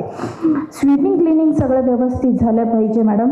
आणि दुसरी गोष्ट म्हणजे की माझ्या इथे 2 कॉऱ्याज आहेत, त्या कॉऱ्या बंद आहेत. परंतु पावसाळा जेव्हा येतो तेव्हा त्या पावसाळ्यामध्ये सगळी माती ही गटारामध्ये भरते, तर त्याच्यावर देखील उपाययोजना करण्यात यावी. त्याचंही पत्र मी आपल्या विभागाला दिलेलं आहे. मॅडम, त्यासोबतच मी अजून एक सांगू इच्छिते की हा आपण कार्यक्रम राबवतो आहे तर त्याचं अवेअरनेस पण झालं पाहिजे. कारण आपण बघा, जेव्हा पावसाळा येतो तेव्हा जोरात हवा सुटते आणि हवा सुटते तेव्हा असं गोल गोल गोल गोल गोल गोल सगळीकडे चक्रीवादळ आल्यासारखं किंवा एक भोवरा आल्यासारखं वारा फिरत असतो आणि त्या वाऱ्यामध्ये आपल्याला प्लास्टिकच्या पिशव्या गोलगोल गोलगोल अशा वर जाताना दिसतात. यावरनं कळून येतं की याला जबाबदार नागरिक सुद्धा आहेत. तर आपण आपला कचरा कुठे टाकायचा हा याच्याशी संलग्न विषय नाही आहे, तरी पण मी सांगते की नागरिकांना सुद्धा अवेअर केलं पाहिजे की आपण कचरा कुठे टाकला पाहिजे, कुठल्या गोष्टीचं कुठे निराकरण झालं पाहिजे हे नागरिकांनाही कळलं पाहिजे, कारण हा त्यांच्या हिताचा विषय आहे. तिसरी गोष्ट अशी आहे की आत्ताच विषय झाला की पाण्याचा विषय याच्याशी संलग्न नाही आहे, घनकचरा सुद्धा संलग्न नाही आहे, तरी पण मी मॅडम सांगते की तिघा प्रभागामध्ये STP प्लांटची मागणी केली होती, पण त्या STP प्लांटसाठी MIDCने जागा देऊन नंतर ती परस्पर कोणाला तरी विकली. तो विषय मी पुढे घेईन, परंतु हा विषय सुद्धा त्याच्याशी संलग्न आहे की महानगरपालिका ज्या ज्या गोष्टीसाठी राखीव भूखंड ठेवते त्याच्यावर त्याच गोष्टी झाल्या पाहिजे. कारण जर मलनिसारण गटारामध्ये सोडलं गेलं, त्याचा आउटलेट व्यवस्थित झाला नाही तर त्याचा दुष्परिणाम नागरिकांच्या स्वास्थ्यावर देखील. भुईर साहेब बोलले त्यांच्याशी संलग्न हा विषय आहे. STP प्लांट हा माझ्याकडेही होणार होता, भुईर साहेबांकडेही होणार होता आणि सोनावणे साहेबांकडे होणार होता आणि त्यांची जागा ही MIDCने महापालिकेबरोबरचा कोणताही करार रद्द न करता तो परस्पर फिरवला. या विषयावर मी नंतर कधीतरी डिटेलली बोलेन. मॅडम, अजून एक गोष्ट अशी आहे की आपल्या नवी मुंबई हद्दीमध्ये ज्या ज्या गाड्या चालतात, प्रत्येकाकडे आता 4 व्हीलर आहेत, 2 व्हीलर आहेत, सगळं आहे, पण त्याची PUC चेक प्रत्येक वेळा केली जाते का? तर ती PUC सुद्धा चेक करण्यात यावी. ज्या गाड्यांचा धूर मोठ्या प्रमाणामध्ये बाहेर पडतो त्याच्यावरती सुद्धा निर्बंध आले पाहिजे.